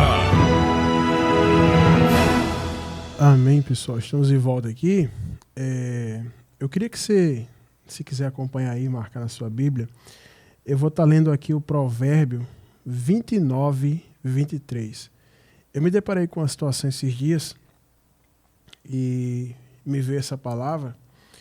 Eu queria estar compartilhando com vocês aqui, né? E aí vai ficar gravada no YouTube e você vai poder ouvir e posteriormente compartilhar com outras pessoas, tá certo? O Provérbio 29, 23, numa tradução mais atual, diz assim: o orgulho do homem o humilha, mas o de espírito humilde obtém honra, né? Essa é uma tradução mais atual. E na tradução aqui da minha Bíblia, que é a que eu gosto mais, diz assim: a soberba do homem o abaterá, mas o humilde de espírito obterá honra. Eu estava na rua e encontrei uma pessoa. Sabe aquela memória fotográfica que você tem assim e diz assim: eu conheço essa pessoa, mas eu não estou lembrado de onde é. E aí você começa a forçar a mente e vai como se voltasse lá nos arquivos da sua memória e você diz: aquela pessoa. E eu vi uma pessoa numa situação na rua e eu percebi que ela evitou ali de me olhar, enfim, se fazer que não me conhecia, com vergonha da situação que ela se encontrava. E aí minha mente voltou mais de 10 anos atrás e era uma pessoa que ela tinha, vamos dizer assim, condição financeira, tinha uma boa aparência e tudo e tal, né? Era uma moça, na época era uma moça. E depois encontrei aquela pessoa ali, enfim, assim, não tinha mais aquela beleza que tinha na juventude, provavelmente não tinha a condição financeira que tinha antes, porque a roupa que ela estava vestindo, né, no local que ela estava, no supermercado, não parecia aquela pessoa que tinha aquela condição antes, né? A gente sabe o que é uma roupa de um valor maior e de um valor menor, enfim. E aí eu olhei aquilo ali e também aquela pessoa estava bem, vamos dizer assim, humilde, né? Diferente de como ela olhava. Ela tinha uma sobrancelha assim levantada, olhava para as pessoas assim com um olhar de superioridade. E aí eu me lembrei dessa palavra, que o orgulho da pessoa abate ela, a soberba. O orgulho humilha a pessoa, mas a pessoa que é humilde no seu espírito, ela obtém honra. E eu queria falar um pouco sobre isso nessa noite, deixei até mais tempo para poder ministrar essa palavra, porque ultimamente eu tenho me deparado com pessoas que pedem ajuda, pedem conselho, e quando eu gosto de sentar para ouvir as pessoas, conhecer a sua história de vida, e muitas pessoas estão carregando uma bagagem muito pesada, a mais pesada de todas, que é o orgulho. E é impossível você ter uma trajetória aqui nessa terra, você ter uma caminhada aqui nessa terra, que você venha lograr êxito, você venha obter resultado satisfatório, ou da parte de Deus, ou qualquer que seja, quando você é uma pessoa que está carregando na sua bagagem o orgulho, a soberba. Tem muitas pessoas que são assim. É impressionante como você conversa com pessoas que são legais, pessoas que são bacanas, uma pessoa legal, você está tendo uma conversa legal com aquela pessoa, mas de repente, quando toca em qualquer ponto que seja, aquela pessoa, ela se levanta sabe, com a soberba, com a autodefesa, com a autojustificativa, sabe? É até difícil de você explicar, né, aquilo que você evidencia em várias pessoas. Às vezes você nem está falando de um determinado caso e aquela pessoa ela entrou no modo autodefesa, a defesa do orgulho, o modo porco-espinho, né? O modo ouriço, né? Para que ela possa se defender de coisas que você ainda nem começou a falar. E esse é um problema sério. Porque em todos os versículos da Bíblia que vão tratar do orgulho, todas as passagens bíblicas que tratam do orgulho, nunca fala algo bom sobre o orgulho. Nunca fala. Nenhuma passagem bíblica que você vá procurar sobre orgulho, nenhuma vai tratar do orgulho como coisa boa. Por exemplo, em Tiago capítulo 4, na sua Bíblia, no versículo 6, Tiago vai repetir um texto de Isaías que diz o seguinte: Deus dá graça aos humildes, mas abate os soberbos. Você vai encontrar outro provérbio que muita gente cita, até na internet, e jogador de futebol, todo mundo cita esse provérbio, o 16:18, que diz assim: o orgulho vem antes da destruição e o espírito altivo antes da queda, ou seja, a soberba precede a queda. Todo mundo fala isso, né? Jogadores de futebol têm usado isso com mais frequência. Então as pessoas conhecem essas palavras e têm usado a palavra de Deus, mas as pessoas têm pouco conhecimento da raiz do orgulho, de onde vem, de onde procede, o que ela causa e para onde ela vai levar as pessoas. Então muita gente está vivendo ali no seu próprio orgulho. E eu quero lembrar que biblicamente o orgulho, a soberba, é o primeiro pecado que é praticado no céu ainda, quando não existia terra, quando a terra era sem forma e vazia. É o primeiro pecado que é praticado, que dá origem a uma rebelião, que depois disso, Deus precipita Lúcifer e seus anjos por conta de quê? Do orgulho, da soberba. E depois, o diabo na terra já, agindo na natureza humana, trabalha para que Adão caia e Adão se afaste de Deus. Por quê? Por soberba, por orgulho. E na sociedade atual, a gente tem visto casamentos, famílias, empresas, negócios, projetos, ministérios serem destruídos por causa de quê? De orgulho. Um dia eu encontrei um cara mendigando, pedindo moeda ali no centro da cidade. E aí eu parei para falar com ele, parei para lhe dar moeda, parei para evangelizar para ele. E ele me contou a história de vida dele. E ele era um cara bonito, assim. Ele não estava bonito, mas dava para ver que ele tinha uns traços bonitos. Um cara que tinha um rosto afilado, olho verde, sabe? Ele tinha um cabelo liso, só que ele tinha feito uns dreads no cabelo, que é você botar mel e niar o cabelo e ficar parecendo um toco de árvore. E ele estava ali muito fedido. E eu comecei a evangelizar para ele. Ele falou que o pai dele era da Marinha, que o pai dele tinha um alto salário. Eu disse: o que foi que aconteceu para que você esteja aqui? E ele pegou e falou assim: o meu pai fez uma coisa comigo que eu nunca vou perdoar. Eu pensei uma coisa grave, eu pensei que o pai dele tentou matar ele, eu pensei que o pai dele abusou dele, eu pensei alguma coisa nesse nível. E eu disse: o que foi que seu pai fez? Ele fez: quando eu entrei na UFPB, conheci uns amigos, e aí eu conheci a Eva. Eu fiz o quê? Maconha? Ele: sim, conheci a maconha. E aí eu fumava na universidade, e aí eu comecei a levar alguns amigos pra gente estudar, fazer uns trabalhos e fumar uma erva natural lá em casa.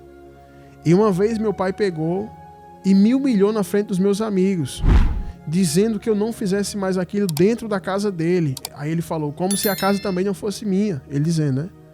E ele pegou e fez isso. E aí ele falou que se eu fizesse aquilo ali, eu ia pra fora de casa. E aí, num outro dia, passa um tempo, eu tô fazendo aquilo, tô fumando uma erva natural. E ele fazia questão de frisar que era natural, como se não fosse droga, né? E ele falou que tava fumando. E o pai dele chegou e não contou história, expulsou os amigos dele lá, chamou eles de maconheiro, botou eles pra fora. E aí disse: o que é que você quer?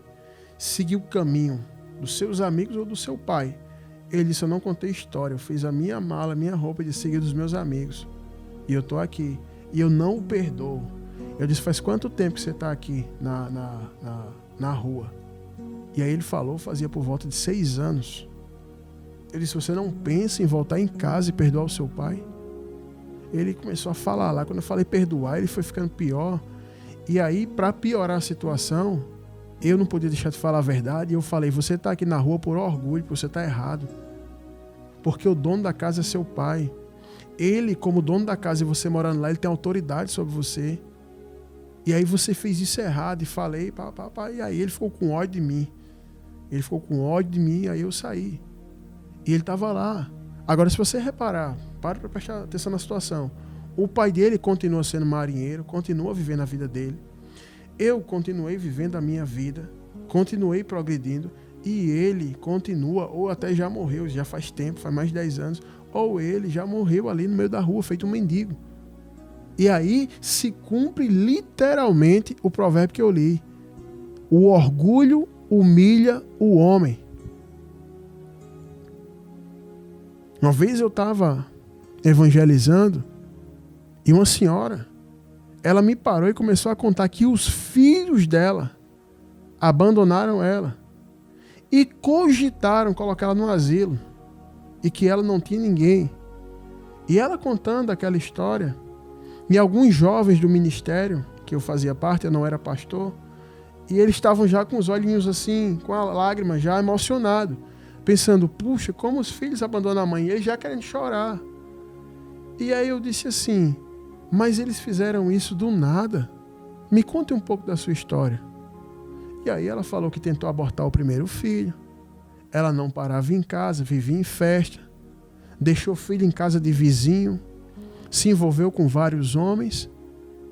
E chegou a um ponto que seus filhos cresceram, formaram família e deram graças a Deus se afastar dela e da vida que ela vivia. E ela nunca teve a capacidade, a humildade, como diz o texto, de falar assim, eu errei, eu agi mal com vocês, quero pedir perdão e mudar de vida. Não, ela quis dizer que os filhos estavam errados. O orgulho, na maioria das vezes, vai fazer uma pessoa errada dizer que os outros estão errados. Sempre vai ser assim, não, eu estou assim porque fizeram assim. E o interessante é que a pessoa sempre vai estar humilhada. E olha, que eu vou te falar uma coisa, pregando em várias igrejas, eu já ouvi muita gente dizer, olha pastor, a humilhação que eu estou é grande, a prova que eu estou é grande, isso, aquilo ali é grande. E eu gosto de ouvir histórias, não só por escrever roteiro de filme, porque a experiência que a gente vive, a gente escreve roteiros com muito mais profundidade, mas também pelo fato de você adquirir experiência ouvindo a história das pessoas.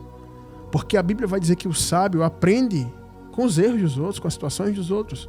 E tem gente que não aprende de jeito nenhum, nem com a situação dos outros, nem lendo a Bíblia, nem errando, né? Então eu gosto de ouvir e escuto, né, as pessoas falando sobre isso e contando histórias que estão numa prova, que estão numa luta. Quando você vai ouvir, a pessoa não está em prova, a pessoa não está em luta, a pessoa não está nada. A pessoa só fez algo errado, a pessoa está cheia de orgulho e não aceita o seu próprio erro. Ela não consegue ver que está errado, ela não consegue admitir que está errado, ela não consegue admitir que errou, porque para ela é inadmissível. Para uma pessoa orgulhosa é inadmissível. Ela prefere aumentar o peso da bagagem dela, carregar mais orgulho sobre ela, andar empenada, encurvada, tudo dando errado na vida dela, do que chegar e dizer assim, eu estou errado.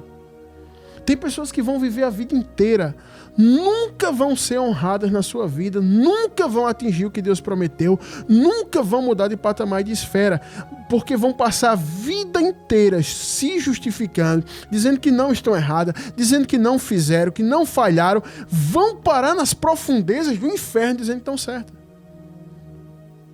Já a humildade é o contrário. Vocês nunca leram lá em Mateus, quando Jesus fala da parábola do publicano, do fariseu? Na verdade, eu não sei nem se é uma parábola aquilo, que ele fala que o fariseu foi orar, e quando ele orava, Jesus disse, ele orava de si para si. Ó meu Deus, obrigado porque eu sou um homem justo, eu sou um homem puro, eu sou um homem que faço isso, que faço aquilo. Muito obrigado porque eu não sou como esses homens. Jesus vai dizer que aquela oração ele fazia de si para si, ou seja, a oração dele não era para Deus, era falando dele próprio, ele se justificando, ele falando dos atributos que ele achava ter.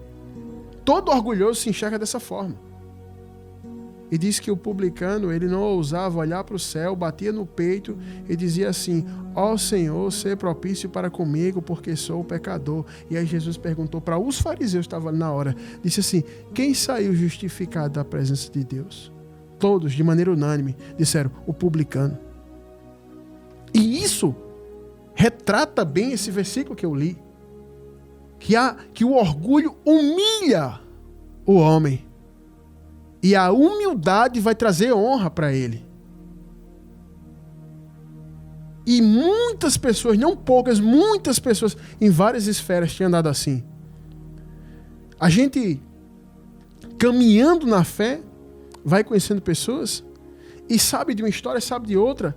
E racha de ministério, escândalo em ministério, tudo é pelo orgulho dos homens. Que não tem coragem de admitir que estão errados, não tem coragem de pedir perdão, não tem coragem de descer do salto, ser humilde e dizer: estou errado. A maioria. Uma vez, uma jovem, caiu no meio da rua, no centro da cidade, caiu com a sacola, e aí o pessoal de pronto que estava próximo foi dizer assim: vamos ajudar. E quando foi ajudar ela, não precisa não. Foi pegar as sacolas para se levantar. Ela não conseguia levantar. A perna dela machucada, não estava conseguindo levantar. Aí o povo: deixa eu ler. Não precisa. E ela não conseguia se levantar. Eu disse: meu Deus do céu. A pessoa caiu, machucou a perna. As pessoas estão indo pegar a sacola porque ela não está em condições de se levantar. Mas ela prefere dizer que não precisa e continuar ali daquele jeito, tentando se levantar de forma humilhante. Aquilo ali, aquela situação, ela é a materialização do orgulho. Muitas vezes nós estamos caídos, nossa família acabou, nosso casamento acabou, os amigos sumiram, fomos demitidos do emprego, perdemos a empresa, perdemos tudo, estamos caídos. E a gente não tem coragem de dizer assim: me ajude, me levante, por favor, eu preciso. E aí vai continuar nessa situação, caído, pisado, humilhado, massacrado no chão, como um verme. E o diabo fazendo o que quer com a sua vida, porque você não tem coragem de pedir perdão. Eu me lembro que meu pai, ele batia muito forte em mim, meu pai me espancou várias vezes. E eu carregava dentro do meu coração muito ódio contra o meu pai. E eu ficava na minha mente, quando eu era mundano, pensando em matar o meu pai. Só que eu não tinha coragem de fazer aquilo. Mas meu pai já me bateu na cara, assim, na minha face, assim, que eu caí no chão. E eu guardava aquilo no meu coração. E eu ficava sem falar com meu pai. E fiquei por anos sem falar com meu pai. E convivi dentro de casa sem falar com meu pai. E aí, quando eu me converti, eu ouvi um pregador de São Paulo, na igreja que eu fazia parte, pregando sobre perdão, sobre orgulho. E ele ministrou. Eu chorei dos primeiros 5 minutos da pregação até o final. E naquela pregação inteira eu só lembrava do meu pai. E fiquei na porta da igreja sentado, enxuguei as lágrimas. E aí chegou uma irmã para mim. E ela disse assim: foi o Espírito Santo na boca dela: quando é que você vai pedir perdão para o seu pai? E eu comecei a chorar. E eu peguei o ônibus para ir para casa. E fui o caminho inteiro ensaiando como é que eu ia falar com meu pai. Porque já fazia muito tempo que eu não falava com meu pai. Fazia tempo que eu não falava com ele, eu não sabia nem como chegar para o meu pai. E também no meu coração ficava assim: você tá certo, foi ele que ele bateu na sua cara. E eu ficava com aquilo. Mas também ficava dentro de mim o Espírito Santo dizendo: se você não for humilde, se você não falar com seu pai vai envelhecer, ele vai morrer, você nunca vai falar com ele. E aí eu cheguei em casa e vim o caminho inteiro: Deus, me dá um sinal, se é para eu falar com ele, tal. Quando eu cheguei do culto, meu pai estava sentado no terraço numa cadeira de balanço. E ali, sabe, aquele nervoso, aquela coisa, falo, não falo, e aquela coisa assim. Eu disse assim: pai, fazia muito tempo que ele não ouvia eu chamar ele de pai, porque eu não falava com ele. Eu disse: pai. Na hora que eu falei pai, que ele olhou para mim, aí o nervoso passou para ele. Eu disse: pai, eu queria pedir perdão para o senhor por tudo que eu fiz, por ter sido um filho ruim. Quando eu falei aquilo, meu pai era um cara assim que veio da roça. Meu pai foi um cara que teve uma infância difícil. Depois ele foi morar no Rio de Janeiro quando era criança. Passou a vida inteira no Rio de Janeiro e voltou. E meu pai era um cara assim extremamente grosseiro, não dava abraço. Meu pai era aquele cara que eu acho que ele se coçava com a lixa de parede. E aí quando eu falei assim, pai, eu queria pedir perdão para o senhor por ter sido um filho ruim, pelo que eu fiz. Meu pai não sabia o que fazer, ele ficou olhando assim, ele começou a gaguejar e disse, não, cara, que é isso? Tudo bem, não teve nada. Eu fiz, não, pai, teve. Eu estava entregado ao senhor. Eu queria falar com o senhor. E ele tá tudo bem, levantou e foi lá para dentro. Aí até hoje eu não sei se ele foi chorar, o que é que ele foi fazer. Ele entrou no quarto. E eu fui chorar e agradeci a Deus. E aí eu passei a ser amigo do meu pai. E sabe o que é que eu acho interessante? É que depois que eu fiz aquilo, eu esqueci daquelas coisas que meu pai fazia comigo, que tinha feito comigo. Passou, caiu por terra aquilo. E ali eu entendi que quando a gente se humilha, tem algo que acontece no mundo espiritual automaticamente. A barreira e as correntes que o diabo bota para prender a gente são quebradas. Porque eu me tornei outra pessoa. Até as coisas começaram a avançar e dar certo na minha vida. Porque eu entendo que na vida de quem é orgulhoso, de quem é soberbo, de quem tem um coração cheio de rancor, nada dá certo na vida dessa pessoa. Tudo dá errado para ela. Eu vejo um monte de jovem, um monte de gente, que tudo vai dando errado na vida da pessoa, e ela tenta daqui, tenta dali, ela acha que o problema é esse, é aquele, e quando a gente vai na raiz, é o quê? É uma pessoa orgulhosa, é uma pessoa soberba, com um coração cheio de rancor, sabe? Se eu fosse outro filho, eu podia dizer assim, vou sair de casa, eu vou provar para o meu pai, que ele está errado, eu vou ficar rico, vou fazer sucesso, e se ele vier me pedir ajuda na sarjeta, eu não vou ajudar. Não pensei isso. Eu vou ser amigo do meu pai. Meu pai faleceu no final de 2018 de infarto, e graças a Deus eu pude ter a honra de pagar o velório do meu pai, de cuidar do meu pai, de todos os trâmites, e eu ter sido uma das últimas pessoas que meu pai falou antes de falecer. Eu dou glória a Deus por isso. E meu pai, ele partiu em paz comigo e eu com ele.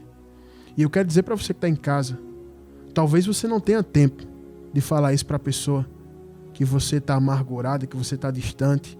Eu estou falando com pessoas aqui que brigaram com mulher, que brigaram com marido, que brigaram com filho. Eu estou falando com pessoas que desfizeram amizade. Eu estou falando com pessoas aqui que saíram da empresa, chutaram o pau da barraca. Eu estou falando de pessoas que se rebelaram dentro de igreja, de ministério.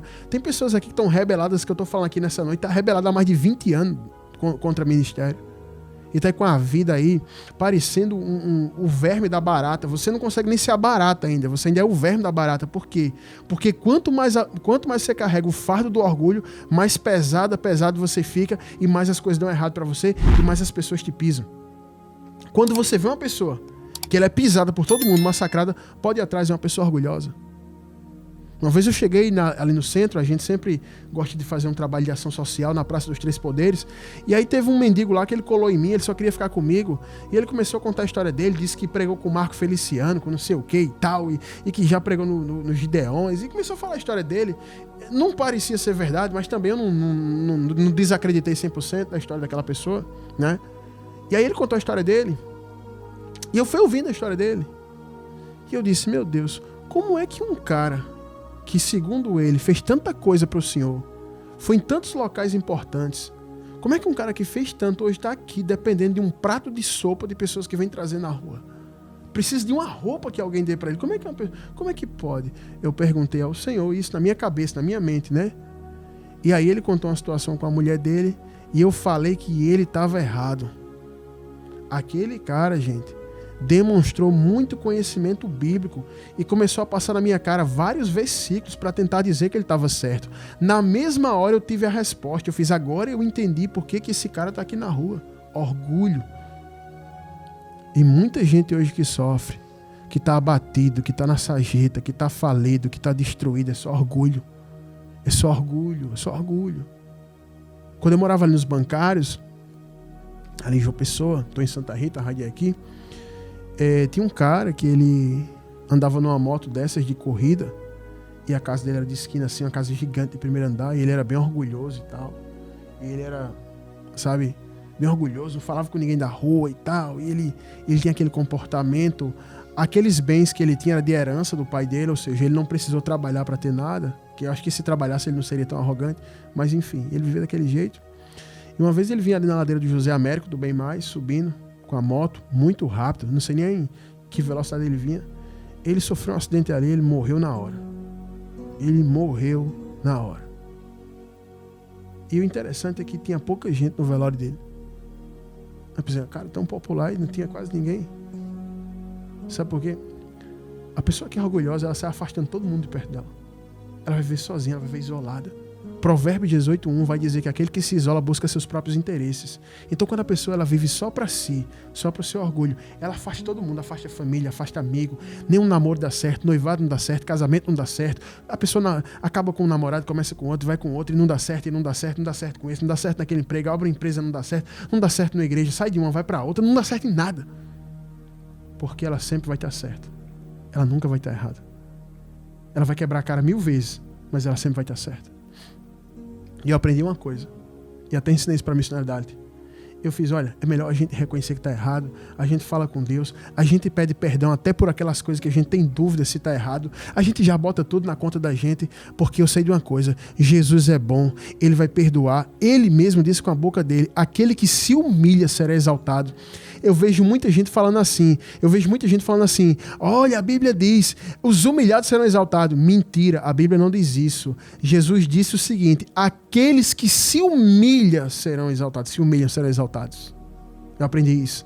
Eu dizia, missionário, vamos orar assim, a gente pede logo perdão, a gente se humilha, a gente já fala logo tudo, até o que não está errado, a gente pede perdão até pelo que não fez, porque Deus ele vai ser bom com a gente, porque Jesus gosta de quem se humilha, e aí eu ia chorar, eu me colocava de joelho, começava a chorar, meu Deus, me perdoa, Senhor, e começava a falar tudo. E muitas situações na minha vida mudaram rápido. Mas enquanto você fica, eu tô certo, é assim, não adianta. Eu tenho um amigo que está desviado há 14 anos. Até hoje ele diz que está certo. Tudo já deu errado na vida dele. O primeiro casamento deu errado. A mulher se separou porque ele espancava a mulher. Era um amigo meu melhor amigo da igreja. Espancou a mulher, deu errado o primeiro casamento, deu errado isso, deu errado aquilo. Ele saiu, ele fez tudo. Até hoje ele diz, eu estou certo. Ele vai morrer dizendo que está certo. Ele vai morrer abraçado ao orgulho dele. Tem muita gente que foi criada de uma maneira que é inadmissível a pessoa reconhecer que está errado. Eu faço filme, gente, e uma vez eu estava gravando com a equipe em outra cidade, e aí o cara estava ligando o captador de áudio errado, e o microfone também estava errado, e eu era o diretor do filme, e o cara era só um contratado, era só uma pessoa que estava ali. Eu fui dizer para ele como era, que era para ligar, e a posição correta. Ele disse, não, eu já sei, eu já ia fazer, já ia ser assim. Tudo que eu falava ele já sabia, ele estava fazendo tudo errado, mas tudo que eu dizer, bota assim, não, eu já sei. Aí beleza, ele não aceitava. O que foi que aconteceu? O filme ficou faltando várias faixas de áudio do filme para gravar, teve que ser dublado depois porque o áudio que ele gravou não prestou. O que foi que aconteceu? Nunca mais eu chamaria uma pessoa dessa, e todas as pessoas que falarem assim, a gente deve chamar ele, eu digo, não põe esse cara na equipe que vai desgraçar o filme. Assim é você que é orgulhoso, orgulhosa. Todo mundo vai dizer, essa pessoa é assim, bota ela pra fora, aqui não dá certo, aqui não presta, ali não vai, e você vai ver assim a sua vida inteira. Então, se você quiser ir pro inferno com a sua razão, você pode ir. Você fica com a razão e vai pro inferno com a razão. Eu prefiro o perdão. É melhor o perdão do que a razão. Tem gente que tenta segurar a razão mesmo sem ter razão. Eu prefiro o perdão. Então essa palavra aqui, que eu trago nessa madrugada, início de madrugada, né, vai iniciar daqui a pouco, é para que você que está me ouvindo, saia dessa situação que você está, saia dessa condição. E até tem uma coisa que é importante no que eu vou falar aqui, que eu quero fechar com isso. Eu falei de várias situações da vida, né, que o orgulho põe a gente na sarjeta. Agora eu quero falar de uma situação principal que o orgulho vai colocar a gente. O seu orgulho, ele vai colocar a sua alma no inferno. Quando você morrer, eu vou morrer, você vai morrer, todos nós vamos morrer um dia. Quando a gente morrer, beleza, o povo vai levar nosso corpo no caixão para enterrar. Ele vai apodrecer e virar terra de novo. Mas a nossa alma vai tomar um destino, a minha e a sua, vai ter um destino. Nessa hora você vai saber que o que eu estou falando é a verdade. Você hoje pode até pensar, eu não acredito nisso. Você acreditando ou não vai mudar nada. Você acreditando ou não vai mudar nada. Quando você morrer, aí você vai saber que é a verdade. E aí tua alma vai tomar um destino. E os orgulhosos, aqueles que foram incapazes de reconhecer em vida os seus pecados e pedir perdão ao Senhor, estes vão para o inferno. Está escrito. Mas aqueles que hoje forem humildes e reconhecer o seu pecado, aqui em vida, essas pessoas serão salvas. A Bíblia vai dizer em Atos capítulo 3, versículo 19, arrependei-vos e convertei-vos, para que sejam cancelados os vossos pecados, a fim de que da presença de Deus venham tempos de refrigério. Sabe o que isso quer dizer? Que quando a gente se veste de humildade, reconhece o nosso pecado e o nosso erro, a gente se arrepende, se converte, começa a vir da parte de Deus tempo de refrigério. Sabe o que é o tempo de refrigério? Imagina você num calor de 50 graus, num deserto, sem água, sofrendo, amargando, e de repente você encontra um oásis, com um lago, com sombra, com vento, e a temperatura, quando você entra dentro daquele lago cristalino, ela baixa ali para 25 graus, 24. Imagina o refrigério que você sente. É a mesma coisa. Você hoje pode estar atribulado, perturbado com todas as suas contas, com seus compromissos, com as coisas que estão dando errado na sua vida, com tudo, relacionamento. Você pode estar naquela tribulação. Se você hoje se vestir de humildade, reconhecer o teu erro, pedir perdão a quem tiver de pedir perdão, se reconciliar com quem tiver que se reconciliar e principalmente entregar a tua vida ao Senhor hoje. Eu vou te falar, eu te garanto isso. Vai vir um refrigério para você. Eu falo isso porque eu vivi um tempo da minha vida, quando eu era do mundo. Eu estava cansado de festa, eu estava cansado de bebida, eu estava cansado de toda aquela vida que eu vivia de mulher, festa, bebida, futebol, show. Eu estava cansado daquilo. Eu não aguentava mais. E aí teve um dia que eu entreguei minha vida para Jesus. Eu vou falar para vocês. Foi assim, instantâneo. O refrigério que eu senti na minha vida. Foi instantâneo. A minha vida mudou por completo. Mas eu tive que reconhecer que eu estava errado. Eu tive que reconhecer o meu pecado. Eu tive que arrancar a armadura do orgulho e vestir a vestimenta da humildade para reconhecer que eu estava errado. Porque aqueles que vão se humilhar, que vão reconhecer o seu erro, somente aqueles que vão se vestir de humildade. E o convite hoje é para você entregar a sua vida para Jesus. O convite hoje é para você que está dentro da igreja aí, vivendo tudo errado, fazendo tudo errado. Você pode até ser pastor, não importa o seu cargo, é para você reconhecer o seu erro. Teve um pregador chamado Jim Swaggart, que ele era muito famoso internacionalmente nos anos 80 e 70, se não me engano, e 90 também. Ele foi muito famoso nos Estados Unidos e ele caiu em adultério, traindo sua esposa, e ele naufragou. Mas aquele pregador teve algo interessante. Do mesmo jeito que ele teve a audácia e a coragem de praticar o seu pecado, ele teve coragem de ir em público e pedir perdão à igreja, pedir perdão ao povo de Deus e se humilhar. Diferente de outros pregadores, como um que eu vi que caiu na sarjeta, perdeu o ministério, deixou de ser pastor e morreu a facadas, assassinado no meio da rua. Como se mata uma galinha. Sabe? Isso quer dizer para nós que não importa a hora que a gente decida reconhecer o nosso erro, sempre vai haver tempo para Deus restaurar a nossa vida e fazer uma coisa nova.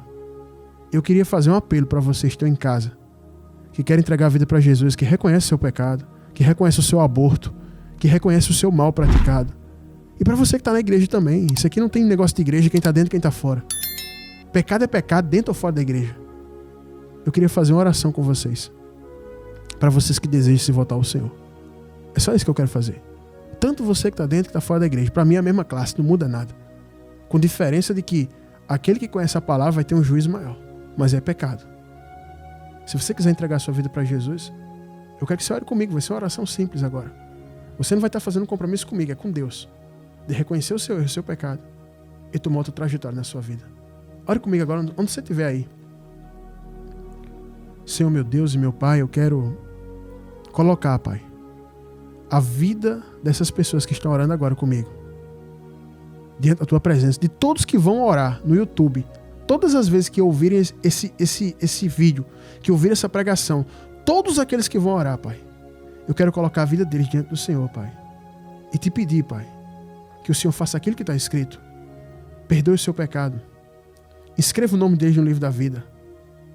Quebre os grilhões que prendem essas pessoas ao diabo, Pai. Eles dê liberdade, Pai. E que elas sejam livres para fazer a tua vontade. E todos aqueles que se despiram, Pai, do seu orgulho, se humilharam, que o Senhor possa restaurar, Pai, e restituir, Pai, as suas vidas. Em nome de Jesus. Amém. Amém, pessoal? Tome posse disso aí que foi orado. Agora é com você. Depois que eu entreguei minha vida para Jesus, o negócio foi comigo. E que você faça o que você tem que fazer, né? Que você peça perdão a quem tem que pedir. Que você reconheça o seu erro do íntimo da sua alma. E que você possa encontrar a misericórdia de Deus. Tá certo, pessoal? Essa é a palavra que eu tenho para deixar para vocês. Vou ficando por aqui. Para quem chegou depois, esse aqui é o programa A Última Chamada, exibido aqui na 100.5 há mais de 5 anos. E aí você pensa, puxa, pastor, como é que esse programa é exibido há mais de 5 anos e é a primeira vez que eu estou ouvindo ele? É porque Deus queria falar com você hoje. Mas eu tenho uma notícia boa para quem chegou depois, que perdeu aí parte da programação. Você pode ir no YouTube agora e botar lá no buscador, no nosso canal. Você vai escrever RBT Plus. E a primeira opção, você se inscreve aí, que vai estar sendo gravado aqui, vai estar sendo postado no YouTube. Você vai poder ouvir, você vai poder compartilhar, você vai poder, enfim, tá acompanhando não só essa, mas outras programações, tá certo? R de rato, B de bola e T de tatu. RBT Plus. Você se inscreve no canal, ativa o sininho. Desfrute lá do conteúdo que tem aí, das pregações, das ministrações, que eu tenho certeza que vai te abençoar de uma maneira extraordinária, tá bom? Então se inscreva no canal, tá certo? E eu quero lembrar para você que é ofertante da programação, não deixe de fazer sua oferta, tá? Não deixe de ofertar, não deixe de contribuir. Lembrando que esse programa está no ar há mais de 5 anos e ele é mantido com a oferta dos ouvintes. Esse programa não tem comercial, não tem abraço, não é igual aqueles programas de rádio chato que fica um abraço para fulano, um abraço... Não, é só Bíblia aqui, tá? Mas isso é possível porque vários irmãos e irmãs mantêm o programa no ar, enviando suas ofertas para a gente pagar o nosso horário aqui a 100.5, tá bom? Então faça sua oferta. Você que está ouvindo no YouTube aí, oferte também. Não é porque você está ouvindo no YouTube que, tipo assim, eu escuto no YouTube, na internet é de graça, eu não vou colaborar. Colabore também, você está sendo abençoado, abençoe de volta, tá? Para que nossa programação continue no ar aqui, tá bom? RBT Plus. E eu vou deixar aqui o WhatsApp no ar, para quem está nos ouvindo aí, para você falar com a gente, fazer o teu pedido de oração, falar com a gente, saber onde fica a nossa congregação, fazer parte dos nossos propósitos e tá recebendo nossos lembretes aí, tá? O WhatsApp do programa é o 839-9105-6834. DDD da Paraíba, né, para quem tá fora, que é 83, aí tem um 9 na frente, fica 839-9105-6834. 839-9105-6834. Você que quer ofertar pode falar com a gente por esse WhatsApp. Você que oferta pela lotérica, pelo banco, você fala com a gente dá o número da conta, enfim, você vai lá ofertar. E você que usa o Pix, você pode ofertar usando esse número aí, porque ele é uma chave Pix. E eu tenho certeza que Deus vai te abençoando sobremaneira, porque a gente está sempre orando pelos nossos ofertantes e abençoando a vida de vocês, tá bom? Pessoal, no mais é isso, vou ficando por aqui. Um grande abraço, fique com Deus, fui.